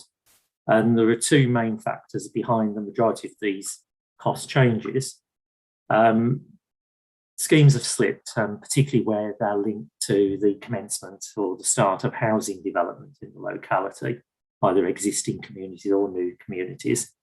So in these cases where they've slipped by a year or more, the BCIS index of building costs is applied to the capital cost of the scheme. At the moment, that index is currently running at about 4% per annum on the latest construction industry data. However, that same data does suggest that there could be a spike in the 6 months of the next 6 to 9 months of the next calendar year, linked to the exceptional supply chain issues and rising energy costs experienced by the sector at this moment in time. And the council has 3 or 4 schemes due to complete in September 2023, where we may well be letting contracts during that period when the spike in cost is anticipated. The other impact upon costs across the programme are meeting NZEB and the council's requirements for any reduction in its buildings linked to its policies on the climate emergency. The increased costs are around 10%, and we have some knowledge of this now. Once the policies were in place, we used the design work we're doing on the Alconbury Weald Special School as a pilot project to sort of calculate what this would mean for us in terms of how we meet the target, but also likely upfront capital costs. That 10% has been applied across the programme, as the intention is to run that approach out across future school projects as well. There is obviously that upfront investment at the moment for those schools opening in 2023. We're looking at how we can sort of generate a return on that investment by entering into something called power purchase agreements with the trust or academy sponsors of the new schools, so that we benefit from some of the savings or the generation of renewable energy on site. I think that's all I wanted to cover in sort of the key issues and broad overview of the programme. Obviously, the recommendation before members is to comment on the draft proposals and endorse them for further development. Thank you, Ian. Jonathan. Thank you, Chair. I just thought it was probably helpful to elaborate on one of the schemes in the paper around the Wisbeach Secondary School, because there has been a lot of press interest and the stories out there, and I wanted to provide some clarity before the conversation I'm sure we're going to have now. So just to be really clear, the Department for Education is delivering that school. It's part of their programme and will be delivered. And we are waiting at the moment to find out more details around the timescale for delivery. So that dialogue continues with the department. The council was offered the chance to build the project as part of what we normally work with the DFE around such schemes such as this, using our local intelligence. We did submit a cost estimate to the Department for Education. They were unwilling to fund the full cost of the project. So we, on the basis of that and the risk that the council would expose itself to, we decided not to proceed with that proposal. And have given the DFE our designs and information for them to consider whether they proceed with that. In terms of the local area, Thomas Clarkson, which I have to say is a fantastic school. It's doing very well and continues to thrive. Has sufficient capacity. It was built a certain size. It's not using that full space at the moment. So in the short term, while the DFE organises its project delivery, there will be sufficient space for the young people in Wisbeach who are accessing that going forward. And if there is any risk around the DFE funding or that project moving forward, we have a statutory duty around school places, and we will obviously reconsider the need for additional capacity if that was a threat in that particular area. So the report outlines our proposal to remove the funding that previously had been allocated, but obviously with the caveat that we will continue to monitor school places across the county as we do everywhere, and obviously update our plans with a new bid if and when we need to do that going forward. Obviously, the benefit to the budget process that we've just described is that releases a huge amount of borrowing from our capital programme, and the subsequent revenue saving that will come through not paying debt charges will be forthcoming to support the council's budget position. So I just thought it was perhaps helpful to outline that before we got into the debate around the schemes. Thank you. Thank you, Ian. Thank you, Jonathan. I will now open this report to debate from the committee. Councillor Taylor, please. Thank you, Chair. Sorry. I'm on 5.2, talking about the SCAP, the council school capacity return. Now, I noted that the SCAP return was cancelled because of COVID-19. Will this, within the data, will this have any bearing or impact on this data? Ask Ian to respond, the expert. Yeah. In terms of when the DFE are ready to resume that process, we're ready. Although we haven't had to make a SCAP return every year during the COVID period, we do internally, using our business intelligence group, update our demographic forecasts annually. So all the data that we require to put into the SCAP return we'll have as and when the DfE kick that process off again. So it shouldn't affect our ability to do a return. How the DfE address allocations, if they don't run a return, they maybe just rely on the latest submitted data. So I suppose it depends. Yeah, it just depends how DfE wish to approach it. But if they do rerun SCAP in the usual way, we're in a good position to respond and make a return. Thank you. Councillor Atkins, please. Thank you, Chair. I welcome this report. I'd like to focus particularly on the proposals around nearly zero energy buildings. I really welcome their inclusion. I think it's a fantastic piece of climate leadership. It's a sort of really grown-up approach to the fact that not all, obviously there is a lot of climate change mitigation that can be done without spending significant money, but at the same time, additional investment is going to be needed in our public buildings if we're going to meet our climate change targets. So I very much welcome this approach and their inclusion. I'd like to understand a little more. It sounded from your remarks, or it sounded from the remarks that were presented just now, as if currently a somewhat blanket 10% cost uplift has been applied across the programme. I wonder if you could perhaps explain a little more of what you mean by that, and whether you would look to perhaps refine that into something a little more sophisticated over the future. And secondly, whether the council was likely to see any ongoing revenue benefits from the reduced energy uses of these schools, and whether we're considering this as a kind of risk mitigation against future spikes in energy. Okay, yes. So, I mean, it is very early days in our sort of experience of doing this. As I said, Alconbury Weald was very much used as a sort of pilot or during the design phase. As we've moved on to other schools opening in the same time frame, like the Waterbeach Primary and the Sawtry Primary School, what we are beginning to understand is that the solutions will be different in each case, and therefore the costs will probably vary in each case as well. So it is based upon the early work at Alconbury Weald, but I think you're right, it's unlikely to be a blanket 10% cost, as each solution may well be different.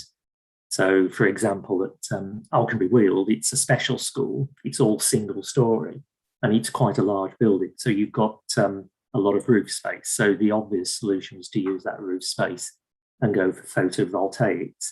In some of the other solutions, in some of the other schools, the design of the school is different, and you have to achieve it in a different way, whether that be ground source heat pumps, the actual fabric of the building instead. So the costs will be different, but at the moment, 10% is our best estimate, but it's fair to say the costs will vary. The only sort of comparable measure we've got within the industry, and it might be worth noting, is in the domestic housing sector, there's a solution for low carbon housing called Passive House. And I know they're very different types of building, very different types of construction, but the added cost of reaching Passive House standard on residential buildings is of the order of 8 to 10% as well. But no, it's a good point made. The solution in each case will be different, and we've applied the 10% at the moment based upon our limited experience of Alconbury Weald, because that's all we have to go on at this moment in time. Thank you. Anyone else? Councillor Hoy. Yeah, thank you. First question is, I don't know, Ian or Jonathan can answer this, about DfE. I think probably Jonathan's best. You talked about DfE not funding all of the risks, but arguably, since it was in our capital programme to pay for 100% of the school, anything, even 1%, 2% of the DfE paid would have been a saving for us. So I'm not sure I buy the argument that they weren't helping us by mitigating any risk, to be honest, because as I've just said, any money they gave us would have been a saving for us. So yeah, I understand that, but the DfE has taken on full responsibility for that school. So they have to build a school. They are committed to building a school. Our position was that we put forward what we thought it would cost. They refused to pay it, so that they're now going away to build the school. So the school will be delivered in light of the numbers and size that we originally agreed. So so we don't make it, there's no cost to us. The cost is no longer a council cost. Okay, thanks. Can I also, I've got a few more questions if that's okay. So obviously the DfE announced the free school proposal some months ago, back in November now, and it's been in the capital programme still since November, and it's only now just been removed. So I suppose my question is, why only now? I think it's fair to say that it was being kept in the capital programme almost as a fallback, as in if the DfE didn't deliver, we would then step in and deliver it. And I know we've had that conversation many times. So I suppose, what changed? Why has it now been removed from the capital programme, and who made that decision? So the change would have happened. It would have been either we had additional income coming in from the government, which hasn't been reflected in our capital programme, or it's being removed because we're not paying for it at all. So we're now properly accounting for the current situation. That's what's gone in there. In terms of the fallback position, I think I've described that. If the DfE project doesn't go ahead, we will have to reconsider what is needed for Wisbech in light of our duty around sufficiency of school places. Short term, there is none. We don't have a shortfall of places. Longer term, yes, we would have an issue and we would need to reconsider that, but that would be nearer the time. And obviously we would put a new bid in based upon the current thinking. We did suspend the free school presumption process. We had to do that as part of the free school process. That would recommence if the government were to withdraw from that scheme. But at the moment, they're firm on they are delivering the school. Yeah, so I don't think, though, that that's really answered the question, because we still could have. There is absolutely no reason why we couldn't have left it in the capital programme, thinking, well, hopefully the government will pay for it, because as you just said, it's your full intention they're going to pay for it. And then next year when it's built and we get the money back, we then account for it then. There's absolutely no reason. The sole reason it's been done is to make savings in the business plan. That's be honest about, that's what it is. And so what I'm asking is, who made the decision to do that? Did you make the decision? Did someone instruct you to make the decision? Okay, happily come back with that. The decision hasn't been made. The report is in front of you as members to make that recommendation into the S&R committee. You can see we've treated free school projects the same. So you haven't mentioned SOAM. It's the same scenario. We were intending on building more additional capacity in that area of East Cambs. We've removed that as well. So we've consistently treated that. Today's committee and the S&R committee in December will obviously take on board your feedback. It's not an officer decision not to put it in there, but we have put forward a consistent treatment of how we would deal with capital programs and our changes. Yeah, I'm not excluding SOAM. Someone else is going to ask about SOAM. So obviously I'm obviously focused on Wisbech. But yeah, you're right. The point about SOAM is definitely right with the point you've made. So I'm a little bit concerned as well. Two other points. In a meeting I had with Ian and I can't remember the lady's name, I do apologise, back in August, we were told that the county council we were saying we want the DfE to let us build this school. We really want to do it. It saves us money with building the SMEH school. So are you saying the only thing that changed is they wouldn't mitigate against the risk, even though we knew that back in August that they wouldn't mitigate against the risk? We went back and we looked at our capital programme. You know, we have to, as officers, put forward suggestions to you to consider. After a dialogue with the Department for Education, we're really clear on what we expect them to do or not. They wouldn't fund it, so we've declined our position. We don't deliver all the free schools that have been built in the county. It's an offer they made to us. We've considered that and decided at the moment we don't want to proceed with that. The financial risk is with the government at the current time. But again, you know, you've got the opportunity today to challenge that. I'm very happy to hear if you wish it to remain in the capital programme. That's the decision that the committee will make. So we're putting forward that consistent treatment of the fact that it's a free school programme. We do not need to fund it. It's not in our requirement to fund it. I've seen that presentation that was shared with you in August. It was clear there was risk and we would consider the risk. The output has come here today through an officer recommendation that it's removed from the capital programme. Thank you for that. And like I say, I understand that I always find these situations a little bit difficult with committees, because I often feel like we're perhaps questioning officers that perhaps don't always make the decisions, and it puts them in a difficult position. So I do appreciate that. And like I say, this is not a personal thing. just the final question I've got is just regarding the numbers. I just want you to just clarify it again, because I've been told yesterday, and it's been in the paper, that there is no demand for pupil places in Wisbech, and that Brexit and the pandemic has caused a decline in pupil numbers, which seems a little perverse to me, because I'm unaware of hundreds of children dying of COVID in Wisbech. If so, that's quite scary. But you seem to now be suggesting, I mean, to be fair to you, you haven't suggested at any point that pupil numbers aren't, the school isn't needed. But I just wanted to clarify for the record that you believe that there are pupil numbers coming through in Wisbech for another school. I think our position on this has been consistent, that there will be a need at some point in the future for additional secondary provision. As it currently stands now, we have sufficient places in the Wisbech area. I'm unable to comment what's been in the press. We haven't put out any information that says that is the case. That's certainly from an officer perspective, that's there. I think it's worth mentioning that the Wisbech is a quite unique area in terms of its pupil place planning issues. We see a lot of children and young people accessing education elsewhere through parental choice. It's not the only place in the county where that happens. We have similar on border areas. So straight demography and demand and parental choice is two very different things. And, we obviously have to bear that in mind. But, in time, we will see the need for more provision, but that provision is not needed immediately. Thank you. Councillor Maguire, please.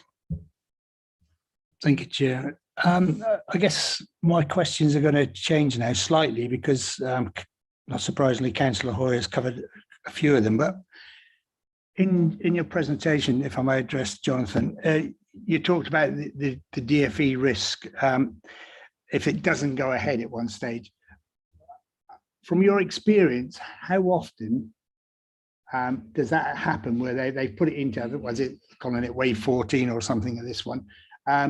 These things not happening, because as I understand from the discussion you've just had, the fact that we had it in the capital program was almost like being treated almost like an if just in case scenario, and that's been going on for some time. So what is the likelihood, if at all, of the DFE cancelling? What are the circumstances under which they may cancel it? That's the first part of my question. The second one, and again, I'm having to modify what my thinking because Councillor Hoy has asked it. So suppose my second one, Chairman, probably comes to yourself, because it is being reported that notwithstanding what Jonathan Lewis has just said about how they can cope at the moment with the numbers in Wisbech, the future is there is an assumption there's going to be growth and there's going to be a demand. Therefore, what has changed, and are you able to? Would you refute the comment that that it's down to the pandemic, it's down to Brexit, that the numbers have changed? Because it's always been forecast, and we can deal with the present.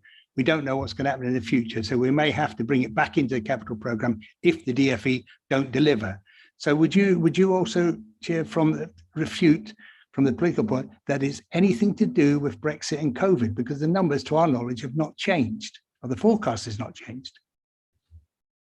I think my answer on that is that the sufficiency work has been carried out by officers, and numbers do change. We've seen an awful lot of movement within the county over the last couple of years. And, as it stands, there is a sufficiency with the school we have in Wisbech, and we do have a plan should that not come to fruition with the free school presumption process by the DFE. So I don't think there's an issue with this going forward. I can come back before Jonathan picks up the other part about the likelihood of the DFE going ahead or not. If that's sufficiency numbers, and if you say officers have looked at the figures, we haven't been presented with any argument that the figures have actually changed or the forecast has changed. So I don't understand where that's come from. So yes, they may have done their work, but there's nothing in here that mitigates the movement. The whole reason for taking this out of the capital programme relates to the DFE's intention to build it, not because the numbers have in fact, or their forecasts have changed. So that's the point I'm making. That seems to have been a political decision or a political claim that the numbers have changed. And I'm only simply asking if this committee, through you, Chairman, would refute that claim, because that's not been made. That the evidence is not there to support that.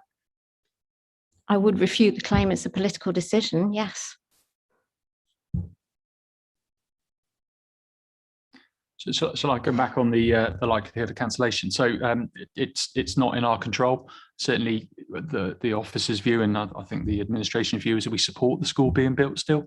My experience of schools that are cancelled is when there's no demographic need, there's no support locally for it. I think we've had 2 bids that were successful that were pulled, and neither of them had any support in terms of meeting basic need requirements. So I'm very confident. You know, we've had conversations with the department. The free school program is a flagship for government. They're desperately wanting to open up more free schools, which we're completely supportive of. Obviously, we supported this process from the start. We worked with the potential sponsors. We facilitated this happening, so I'm very confident this will go ahead. But you never know what the government might do. It could be changes in funding. It could be policy changes. We could see a change in government. So there's always going to be an element of risk around it. But as it stands at the current time, it's all moving forward. They've sunk a lot of cost themselves into this project already, and I don't suspect they would be pulling out at this stage. Can I just come back to you? And thank you for that. I think that is, I mean, that's what I would expect you to say, and I guess that's the situation as we would expect it. Are you able to tell me, and I don't think this has been covered previously, and not having been on this committee in the past when it was considered, I believe that had we been going to build the school, we also put in an amount to consider some of the highways issues associated with the location of that school. But am I right in assuming, though, that the DFE building the school would not necessarily take into account, so there would still be a potential cost to the county in regard to the highways? And has that been taken into consideration somewhere in the capital programs? It's not a straightforward answer, but obviously what we were proposing as a local authority were co-locating 2 schools on a single site. So the secondary school, the Wisbech Secondary School, and a social and emotional mental health special school on the same area. And as part of that, there were a number of planning and highway requirements that needed to be delivered through that process. Some of them, if we weren't to build the secondary school, there would still be some requirement for that work going forward. But the majority of the improvements that were requested and the planning applications related solely to the secondary school. Obviously, what we said to the department when we put forward our cost estimate to say, you build a secondary school, we would need a new footway cycle path along Barton Road, giving you examples, or we would need passing places and upgrades on Gads Lane. I'm just sharing with you the examples there. That is only generated by the secondary school. The Department for Education said, well, we're not going to fund those abnormals, you need to fund those. But actually, that's not our responsibility, it's the project. They've said they will build the secondary school. They are the cost associated with it. That's why we pushed it back to them and said, you need to do this. And that's where, and they have decided they want to look at other sites. We've done that as well. We've looked around Wisbech for a suitable location. If there was another location that didn't have those abnormals, great. Let's get on and build the school. That's our commitment.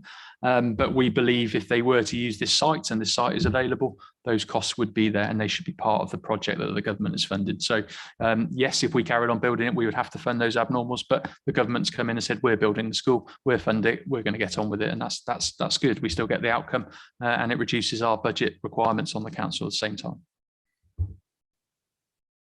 Thank you. Councillor Count, please. Yes, thank you, Chair. I'm very concerned by this decision-making process surrounding this, and I think that some of the answers we've got are not quite matching up with what I would expect to be hearing. So I'm going to go back to the question of who made the decision, because it is clear that there was an offer on the table for the county council to build the school, but not some of the known risks associated with it, such as the Barton Road. So who made the decision not to proceed? DFE did not take this away from us. A decision was made not to go ahead. Who made that decision?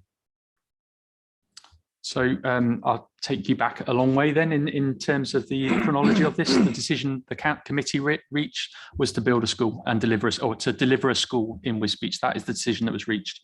The local authority has not ever made a decision about we're going to build the school under the free school route. And in that case, there is no key decision around not building the school.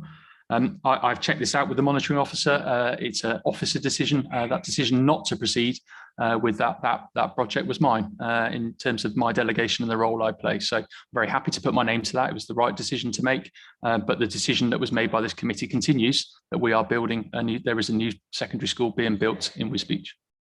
Okay, so if I may progress with that, then you made the decision not to proceed. You believe that there's a fundamental difference between whether a school should arrive at some point in time or whether the school in the full council approved plan should start being delivered in the timescale that it should be being delivered, because the DFE project is kicked into the long grass. That's very clear here. It will be years later, if at all. As far as I understand the Constitution, the limit for an officer at Wendy's level is £500,000, and this is a £38 million scheme that has been kicked into the long grass. I do not believe it was appropriate to make that decision without a committee being involved, and certainly not this committee. There is no way you could have got to that decision, should have got to that decision behind closed doors. That was a fundamental decision for this committee, and I'll tell you why. There are so many implications regarding this decision, and I'm just going to quote with the response to strategy and resources, which is an offer decision. I assume that you helped write this. The secondary school and its project timescales will now be extended considerably by its review, because the DFE are looking for a new site. We don't know what implications that means in terms of home to school transport. We do know from what you've already said that people are busing all over that area of the county because of parental choice and because of need in that area. So we don't know what financial implications there are for us then. We do know that the immediate need will take up a few people, but you cannot go to a new site and build a new school overnight. You cannot throw the cow transferred magic beans into the grass and expect one to sprout out the very next day. If we end up putting any mobile classrooms in that area, for that entire area of need, we'll lose our basic need funding. You fought hard, and I absolutely commend you for this. You fought hard to get that money. You proved to the government the need was there. The government accepted that and agreed to fund it. It was a committee decision when the DFE said it wouldn't fund all the costs for what we should do next. The fact that you're saying now it's a committee decision whether to remove it from the programme or not is not actually on the table, because DFE have now taken control because a decision has been made. This is fundamentally undermine this committee and undermine the work of councillors. I'm not happy with this, and I think I've shown that it was never your decision to make. Well, I've given you the information from the monitoring officer around the decision making. The key decision is around the budget itself. We were never committed to delivering the DFE funded project. We were committed to delivering the council funded project, and that's not changed. The decision is on the table today for you to consider that funding. There is no, the decision was never agreed to build the school for the DFE. That hasn't been to the committee either. The funding from the council is phased over various years. The DFE project is not phased over the same years, if at all, because they're looking for a new site. So the normal process would be, if you move it, you would have a rephasing of funding, which would go through the committee and full council. So I don't understand how the monitoring officer has got involved and said that somehow the cancellation of the secondary school at Wisbech is an officer delegated decision. It is a committee, or if not a full council decision. Can I ask, were was the committee chair consulted on this? Was the leader of the council consulted this? Was this did you discuss this with any members? So the decision to go through the free school process, and that came with it, the DFE would deliver the project, was of course discussed with this committee at the time and the chair of the CYP committee, who was in post at that time. That's when the change in decision making happened, when we suspended our free school presumption route. And let's be clear, there hasn't been a decision at this committee around, do we build it on behalf of the DFE? The decision has been, there's going to be a new secondary school in Wisbech. I'm sorry, but the strategy and resources response says that we declined the offer to the DFE to build. It's past tense. This committee has no chance, does not have the option to do that. There's a meeting that went on the 2nd of September where officers met with the DFE, who informed them then that they were looking for a new site. just going on to these dates, I am staggered. I am staggered by the dates involved here. On the 6th of August, members were informed, local members, that the school was going ahead, no problems whatsoever. On the 2nd of September, CCC decided not to build it. It was October the 10th when S&R members were informed of this by response to a committee request for information on July the 6th. This is not acceptable. This was never an officer behind closed doors decision. And you've gone back to the actual decision, what happened with the free school, etc. I asked specifically who was involved in the decision making not to proceed with it in the current capital programme, but to say to DFE, we won't fund the abnormals, we're pulling out. Who was involved in that decision? I think I've been clear on that. That was my decision as an officer, and we worked with the DFE to put forward our proposal, and that's where we're up to. So again, we did not bring forward to anyone that we were going to build it on behalf of the department. The decision that has been reached by this committee was to build a second, put a new school into. I cannot ask this again. I think that's been answered, Councillor Count. Thank you. It has not been answered. When you made that decision, were you in discussions with anyone else as part of that? And I'm asking whether it was any chairs, vice chairs, leaders. Did you discuss this with any members at all? I consider that a decision under the officer delegation. Thank you, Jonathan. Councillor Atkins, please. Thank you. There was some discussion, some mention of current spare capacity at the existing secondary school at Wisbech. I wonder, perhaps for my benefit, if you could outline the kind of quantitative nature of the existing spare capacity. And there's also been discussion about future needs arising in sufficiency. It would help me greatly if we could put some kind of rough timescale on what we mean by future in that context. Thank you. Okay, well, I'm very happy to bring back a more detailed paper on those demography figures. The school at Thomas Clarkson was built what we call 11 form entry, so 11 classes of 30 multiplied by 5 across the school. They're currently in around 8 to 9 form entry, so there is at least 400, let me get the figures right, 300 places available in that school as it currently stands. Obviously, we will want to work with the trust to plan that and work our way through. That risk has always been there with either scheme, that there would be a delay and we would work with the trust. The same school, that the trust that is running the new secondary school is also running the existing secondary school. So we would work collaboratively with them to deliver those places. But happy to bring back the demographic forecast if that's helpful. Thank you. Councillor Sharp, please. Thank you, Chair. I've got two questions relating to SOAM and the follow-up, and then I've got a question on something else. So in terms of the SOAM secondary expansion, is that something that again will be fully funded by the DFE? Yeah, it's a free school as the same as Wisbech, so they are accountable for the full cost of developing that school and additionally buying the land as well. Okay, so the county council sort of support that. I'm not sure we necessarily support the project. We've always had in our capital scheme an expansion of the existing schools, but this policy position and the national policy overrides the local position. And we continue to challenge whether that school is actually needed, but there is a need for additional capacity in there. So again, a bit like the Wisbech one, if we felt there was insufficient capacity, we would bring it back if the project didn't operate or didn't happen, and create additional capacity in those schools through the plans that we'd already developed.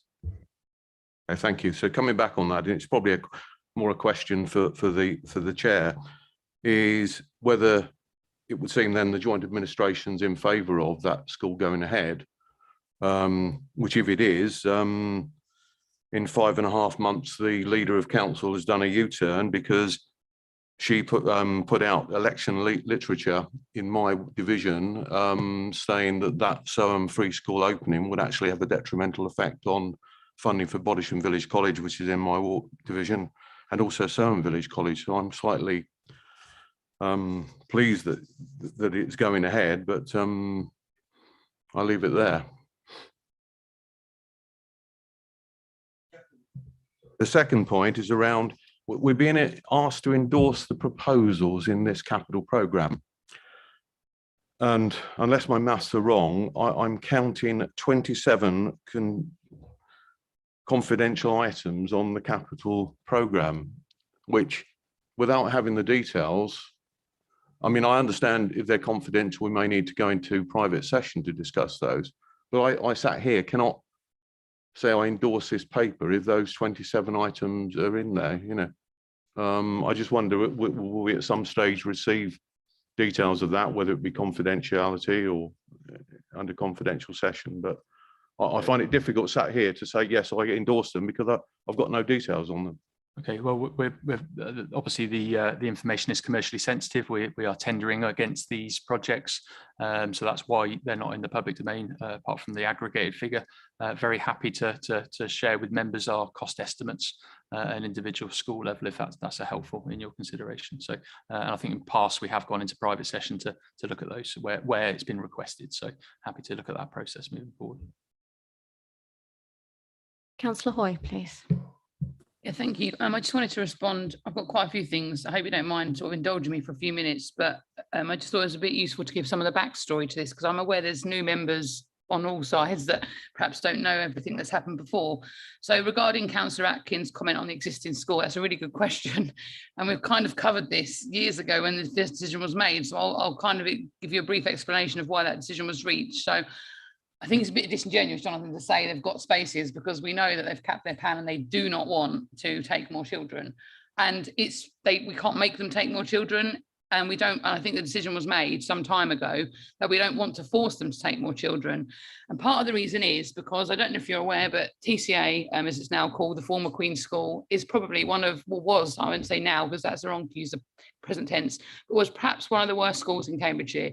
The kids were leaving there unable to read and write. They were constantly failing. They had terrible Ofsteds. They had never, ever in their history had a good Ofsted report.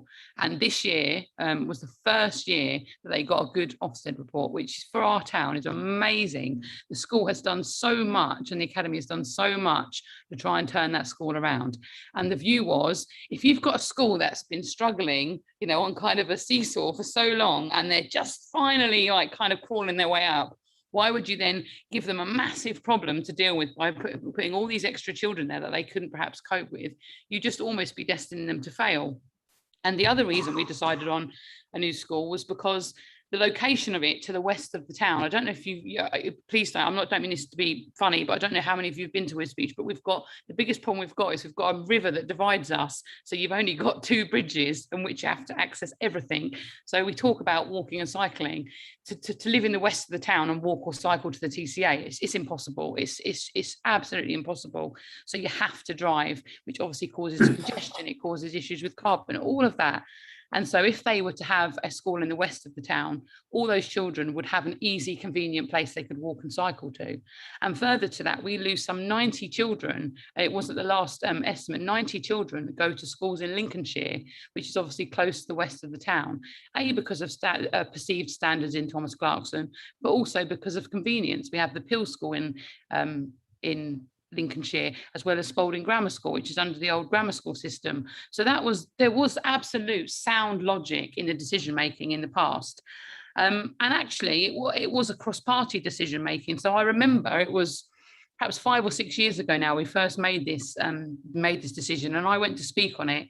And it was Joan Whitehead, a Labour councillor, that was the chair. And I kind of went to speak, and I thought, oh, I've lost this, but I'll kind of do my piece and I'll say my thing. And then, at least people know I've tried. And I was actually really happy to see that everyone on the committee, every single party was like, no, this absolutely makes sense. Everything the officers are saying is completely right.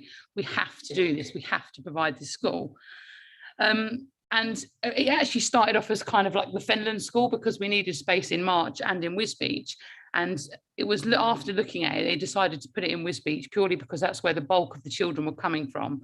And if they were to put it in kind of village locations, it would have made transport very difficult. So I think that kind of is a bit of the backdrop. Also, we have a lot of problems, not necessarily in Wisbech alone, but made worse in Wisbech by we have a lot of mid-year emissions because we have a lot of seasonal workers. So that's another thing that's adding pressure to the school. So we spent lots and lots of money on site searches and planning. So we've already spent that, the money's gone. And we were told that if we were to go for the free school process, it would save the council some money. So why would we not agree to that? Why would we not try and save the council money? Who wouldn't do that? That makes perfect sense. Now, we were unsuccessful at first, but we asked the DfE again, and we took great care in providing lots of pupil numbers. So the DfE must have bought our argument that the numbers were there and that the pupil numbers existed, and officers went to great work to do that and provide that. So because of this, we left it in the capital programme. And I know for an absolute fact, the logic was that if we leave it in the capital programme, hopefully the DfE will deliver it, and then we can take it out of the capital programme in 3 or 4 years' time. If they don't, we've got this fallback position. And that's where we were. Obviously in May, we lost control. It all went quiet, but as Councillor Counts referenced, there was a meeting in August where we said that the DfE had approached us about building it, and that we were quite keen to because of the savings measures. And as far as I knew, everything was on board and everything was going ahead as planned. So I was absolutely gobsmacked, to be honest, when I saw it buried in a strategy and resources report that this was happening. And can I ask that you move to a question, please? Yeah, well, it's White? not a question. I'm actually going to, it's nearly summing up because I was going to make a suggestion. So this purely has been done to make savings. Let's be honest about what it is. We've taken out, what we're doing is taken out of the capital programme, hoping the government comes through. And if you support this today, we are, let's be honest, what we're doing, we're cutting a school from the poorest people. Please don't do this. We're not agreeing to spend any additional money. The money was already there. I'm not asking you to spend any more. So I would like you, please, can we have a recorded vote? Can we take the items separately? And I'd like to add an item C and D, please, if I may, when it comes to the recommendations. I'm happy to give them now, or I don't know if there's any other speakers. I do have one more down to speak. Are we happy to take the recommendations now, Rashenda? Is that all right? If you're moving to a recorded vote, that would need 5 members in favour of holding a recorded vote.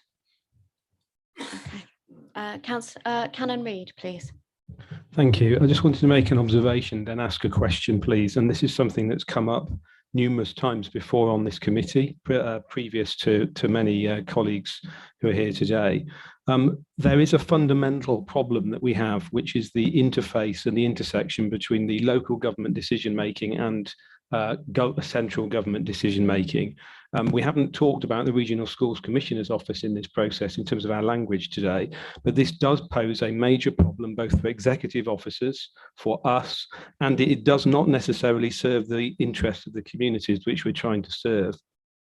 It would appear to me that some of the concerns which are being voiced here, which I think are quite legitimate, but they are replicable to a number of other scenarios across the county in the context of some of the differences between the interpretation of the evidence which leads to decisions about the viability, the cost and the need for schools, particularly the release of revenue funding, which is based on the pupil numbers. So having the building isn't just enough. It's the opening date of the buildings. And of course, there is an anxiety about buildings being ready, but no pupils or not enough pupils to go to provide the economy of scale, which means that the building can open. That scenario applies to the site 300 yards from where we sit at the moment for the Alconbury Secondary School. So my question would be, is what might this committee do and what might executives be able to do to improve the quality of that relationship? Even the calculation of pupil numbers in the context of SCAP is different depending on local and central government resources.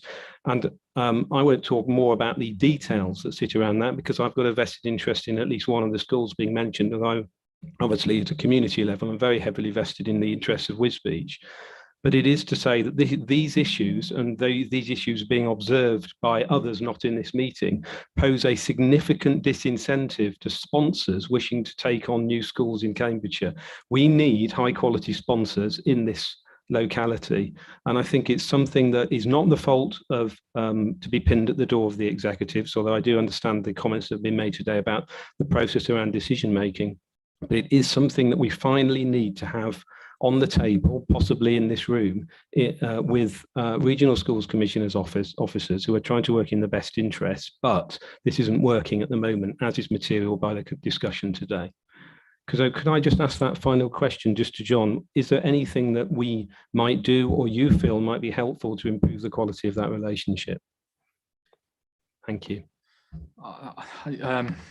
It's not an easy question, Andrew. Thank you.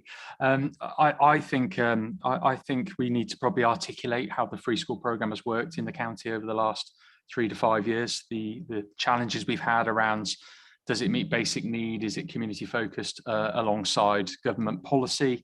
Alongside revenue implications, you know, we had a built-in challenge in Cambridge over the years that we're growing, and every time another school appears, every other school ends up paying for it. So I think there are a range of issues that I think is probably sensible that we have a review with all stakeholders, gather those together, and perhaps take the opportunity of a new ministers and new ministerial team to share with them our concerns around the free school process.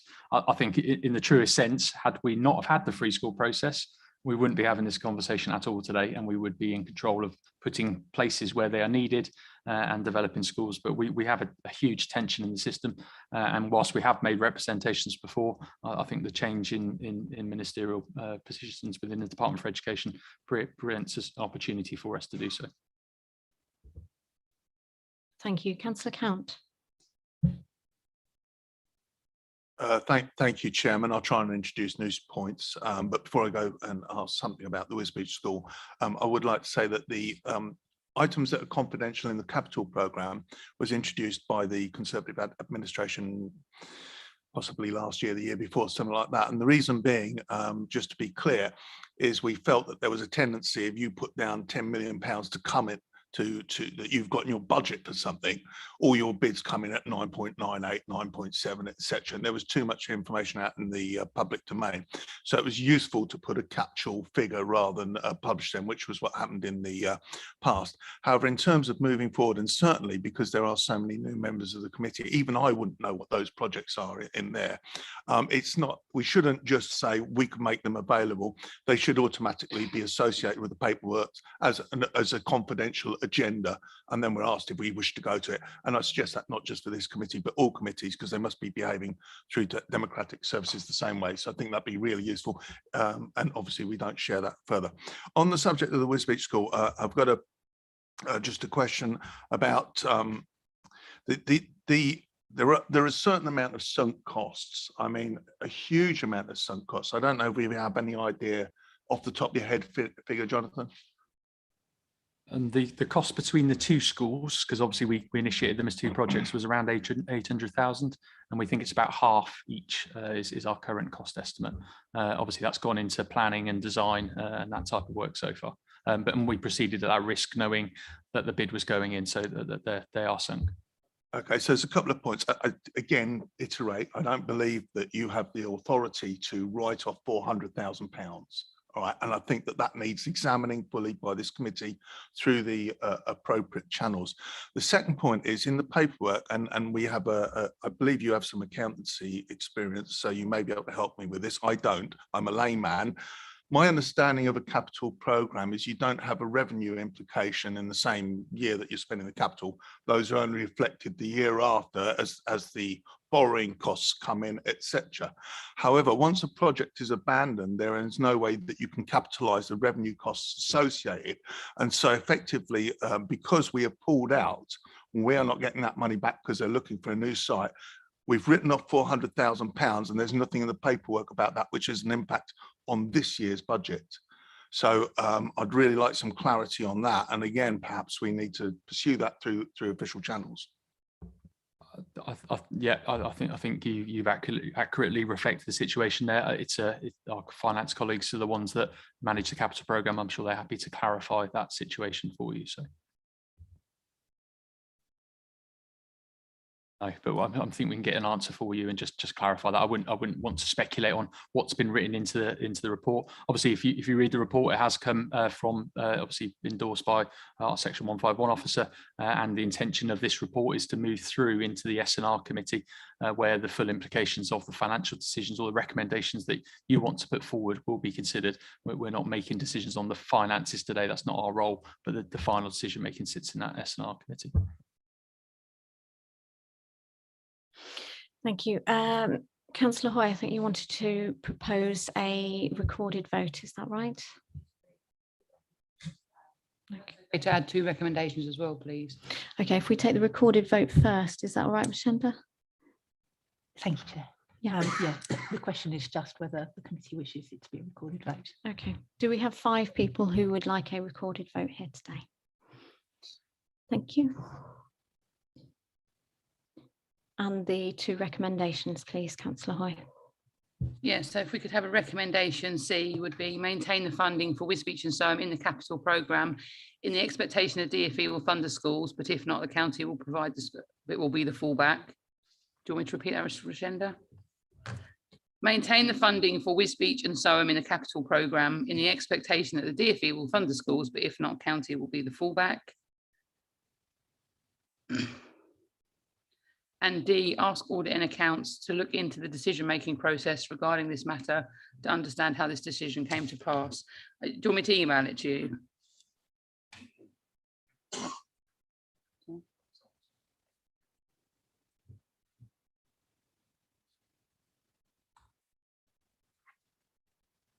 So obviously item C is to say that we leave it, we go back to how we were last month. We are not spending any money at the moment because nothing's been built.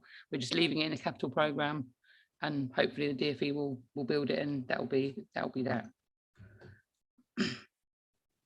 Sorry, would you mind just repeating the second one because I haven't got the email, just so I can make a Ask note. audit and accounts to look into the decision-making process regarding this matter to understand how this decision came to pass.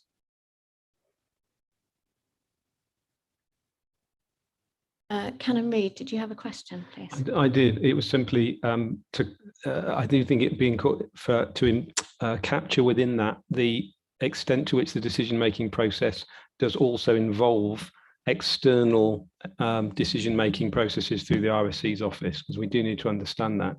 But also, I think we did need to be mindful, I'm sure we are, that this is not an isolated case, and therefore there are precedents that are likely to be set by whatever is decided. I'm not fully up to speed on what that precedent might be, but my instinct is that it will set quite a precedent for other similar scenarios, and I just raise that as a question.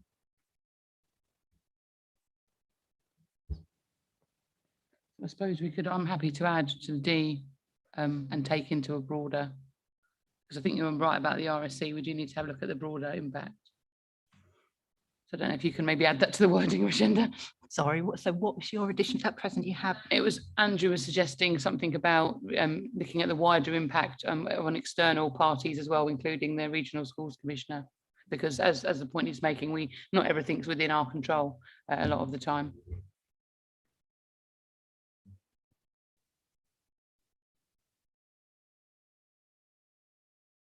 Yes, Chair. I'm just looking at the recommendation B. Obviously, the committee is being asked to endorse the development of all of the recommendations in the report. So it might be to amend that to make it with the exception of maintaining, which is recommendation C that Councillor Hoy has proposed. I think just to be clear, because otherwise, if the committee passes recommendation B, they will endorse everything in the programme. Councillor Count. I'm sorry, I'm going to need some help here because I believe we're on the agenda item 6. I don't have endorsed there. I believe that might be 5. B has comment on the draft proposals for people and communities 2022-23 capital programme and endorse their development. Thank you for your help, Chair.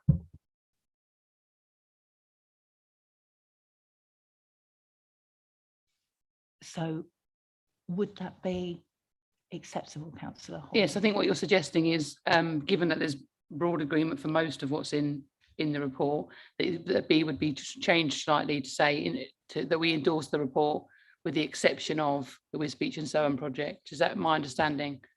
That would be the case, because then the committee will vote on that amendment. If that amendment is passed, obviously it becomes the substantive motion. If it's not, it will revert to the recommendation in the report, which is to endorse all of the recommendations. So you need to take the amendment first, Chair. Councillor Slatter. I must admit I'm a bit bemused here. Incidentally, thank you for the background. I've had the maps of Wisbech up in front of me to see where the river indeed gives you problems. Your Councillor Hoy's amendment mentions decision. Now, does it actually make it clear what decision that is, because I'm being told that there's been no decision, that it's as it was, that the DfE is going to pay for it and so on and so forth. I'm also being told that the DfE is not going to do what everybody been discussing all these years and spent a lot of money on in terms of site selection and so on.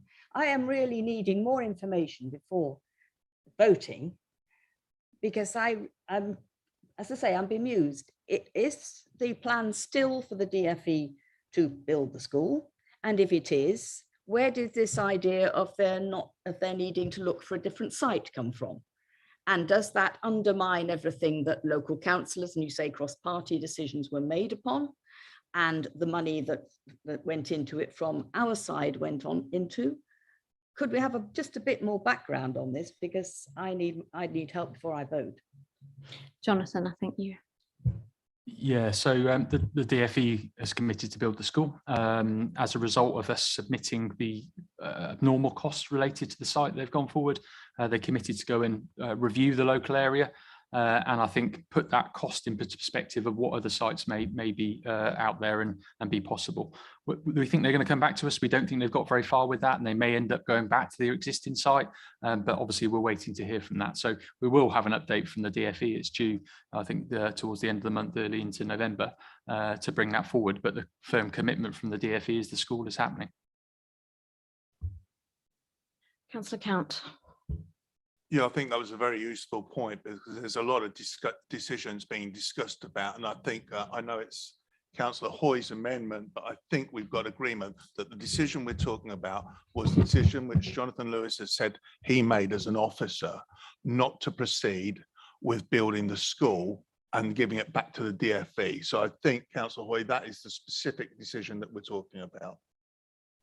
Yeah, it's relating to when so I think that the point Jonathan's making is we agreed as a committee that the DfE was going to apply for a free school. We were happy with that. I think that's where the confusion's coming in. So the point that Councillor Count's making is the DfE approached us and said, would you like to build it?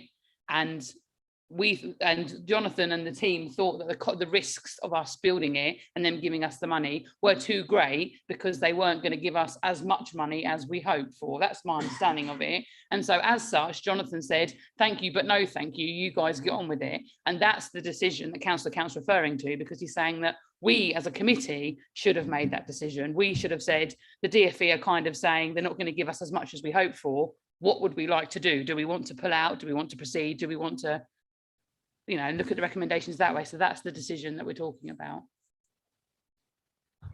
May I just, so you're saying that at some point, some people came to you or came to us and said, do you want to build it? Now, please, can you explain that a bit more? Because I don't know whether that was this last August or last year or what. So let me explain the way free schools work. So put aside whatever we might have said in our capital programme. The presumption when a DfE free school is approved is that the DfE, through their frameworks and their arrangements, deliver that scheme. In some cases, not all cases, they may approach the local authority.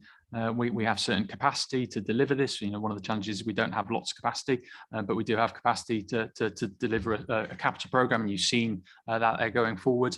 We considered that ask, and it was an ask. It's not a presumption that the local authority builds it. It's the default that it's built through their frameworks and direct delivery. And we considered that proposal. We decided that the risks were too great on the local authority when that commitment from the government had already been made to fully fund the school. And we put it back to them and said, yes, we can deliver it, but we need this amount of money. And it's been left with them saying, well, no, we can't afford that. We're going to go and look at alternative sites. But equally, we may come back to you and say, this is what's going to happen in that site. That's the bit we don't know at the current time. The we in that case is officers, and it was very recently. Yeah, that's come at the just at September. But again, coming back to the original decision, it was to deliver a school. Councillor Atkins. Would it be appropriate, if this committee does decide to remove the allocated capital funding, would it be appropriate for suitable entries to be made on the council's risk register to reflect the fact that there is a risk, perhaps, that the school won't be funded, and in fact that might be an appropriate place to recognise this risk rather than necessarily ring fencing significant parts of the capital grant for that purpose? I think I made that statement when I covered it in with the report, that obviously we have that obligation around school place planning and delivering school places. So absolutely, we've already got a risk in our risk register around meeting our statutory need for that. So it would be considered. And again, today could be the decision that, you do create that provision and you could leave it in. And that's why the decision about removing is in this document. So it is properly considered as part of this process. Councillor Count. Yeah, it was the second part of the question was about the decision making, and I'm trying to recall it. I did have the answer. Unfortunately, it escapes me because we've moved on somewhat. Apologies for that. Councillor Hoy. Yeah, I am keen to bring this to a close. I know I've been talking for a long time, but if I could just do a very brief sum up, really. The gist of this is, do we say we don't want to remove it from the capital programme, and we want to leave in there a school which we already committed to a long time ago building and is needed, and we're hoping that the DfE pay, or do we remove it today and take the decision to remove it from the capital programme, and then if the DfE don't build it, we don't have a school, we don't have any plans, and we have to come back to this committee and hope that you all agree to build a school many years down the line. I think that's really the very brief summary of where we are. Thank you. I think, Rashenda, our next step is to vote on whether or not we add the amendment in. Is that correct? Yeah, that's correct. Just a reminder that it will be a recorded vote. So each member will be asked in turn in alphabetical order the way that they will be voting. Thank you. So the vote initially is whether or not we add in the amendment from Councillor Hoy. Sorry, could we have a reminder of the amendment?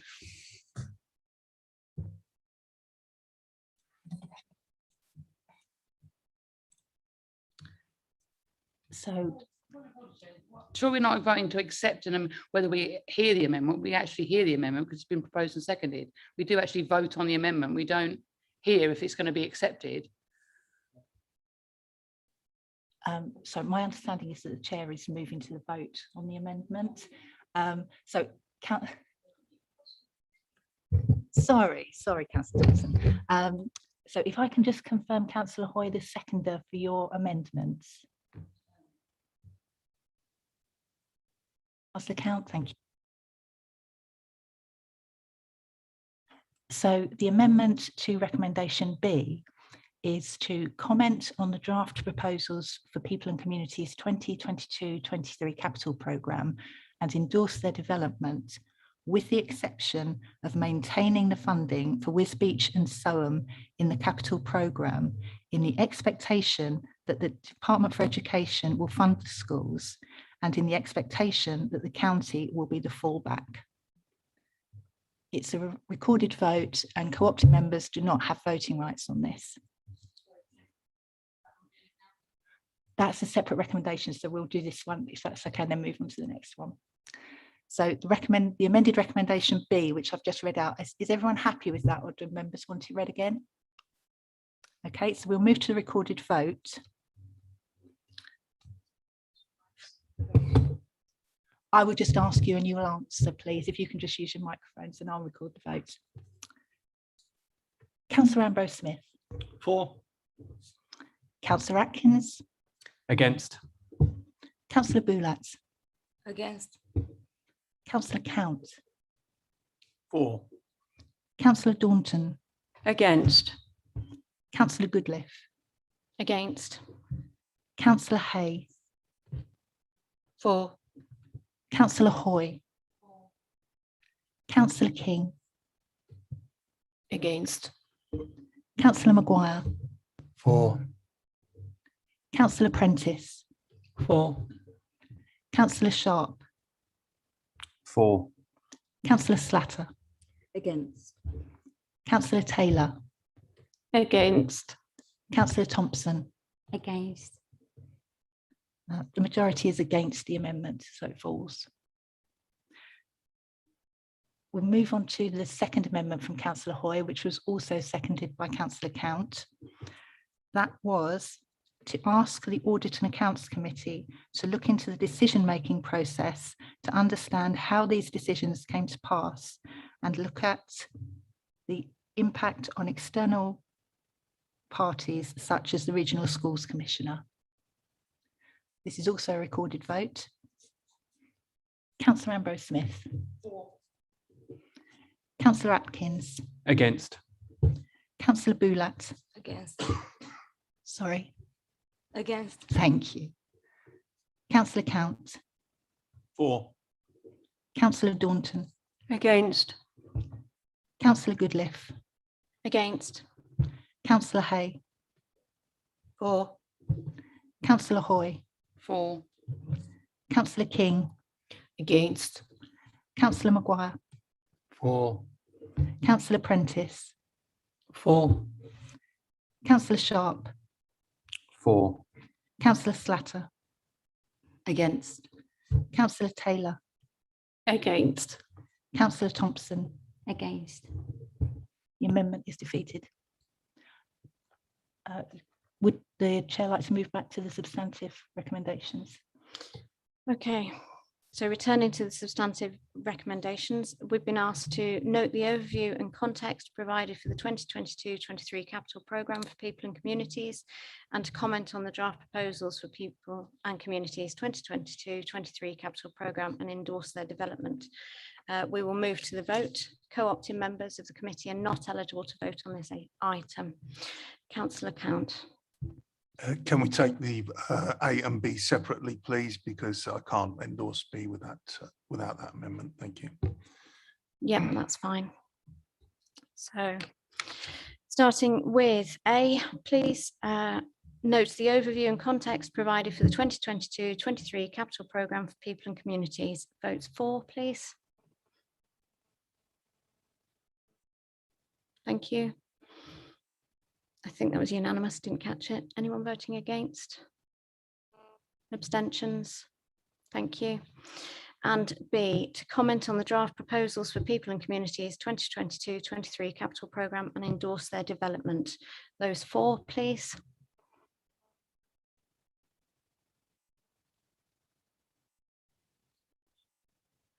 Thank you. Those against?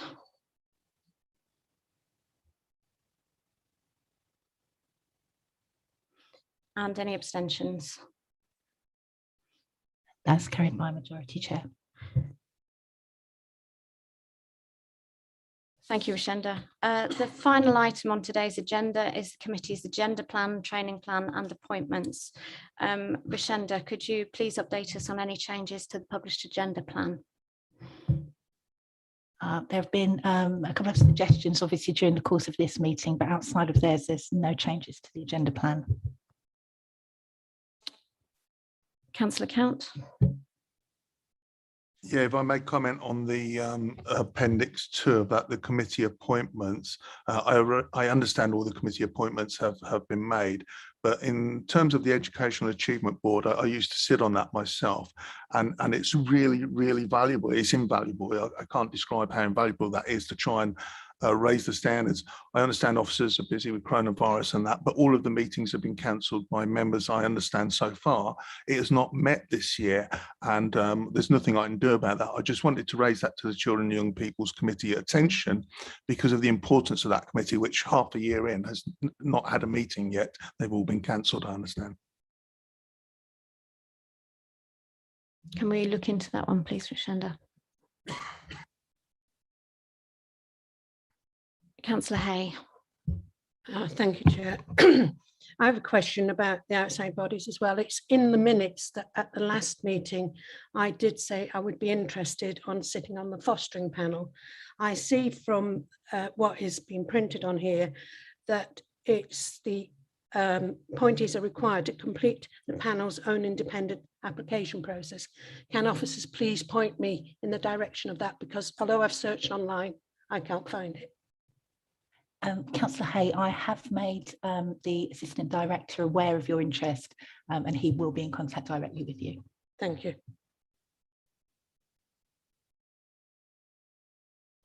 Thank you. Before we look at the training plan, I just want to remind the committee that there's a member induction programme session on the members' role as corporate parents and the work of the fostering service on Friday between 10 and 12:30 on Teams. This is something that the committee has been very keen should be arranged, and I'd encourage you all to attend if possible. It is open to all county councillors, so feel free to remind your fellow members as well. Adults and Health Committee has also invited members of CYP to join a training session providing an introduction to children and young people's public health commissioning, which will be a virtual session again held on Teams on Friday the 29th of October between 3 and 4, and Scnd will circulate these details after the meeting. Are there any comments on the committee training plan, please?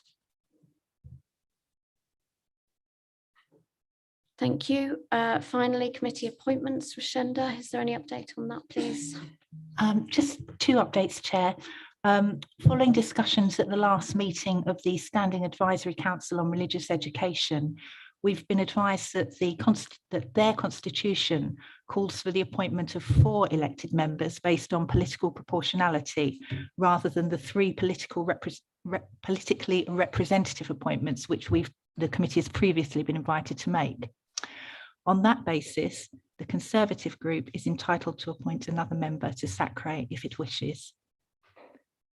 Also, just to remind the committee that there is 1 remaining vacancy as a CYP representative on the Cambridgeshire Community Services NHS Foundation Trust Quarterly Liaison Group. So if any members were interested in that, please, if they could let their spokes know. Thank you. I'd like to take this opportunity to thank our officers for all of their work today. The next committee will be meeting on the 30th of November 2021, and I declare this meeting closed. Thank you.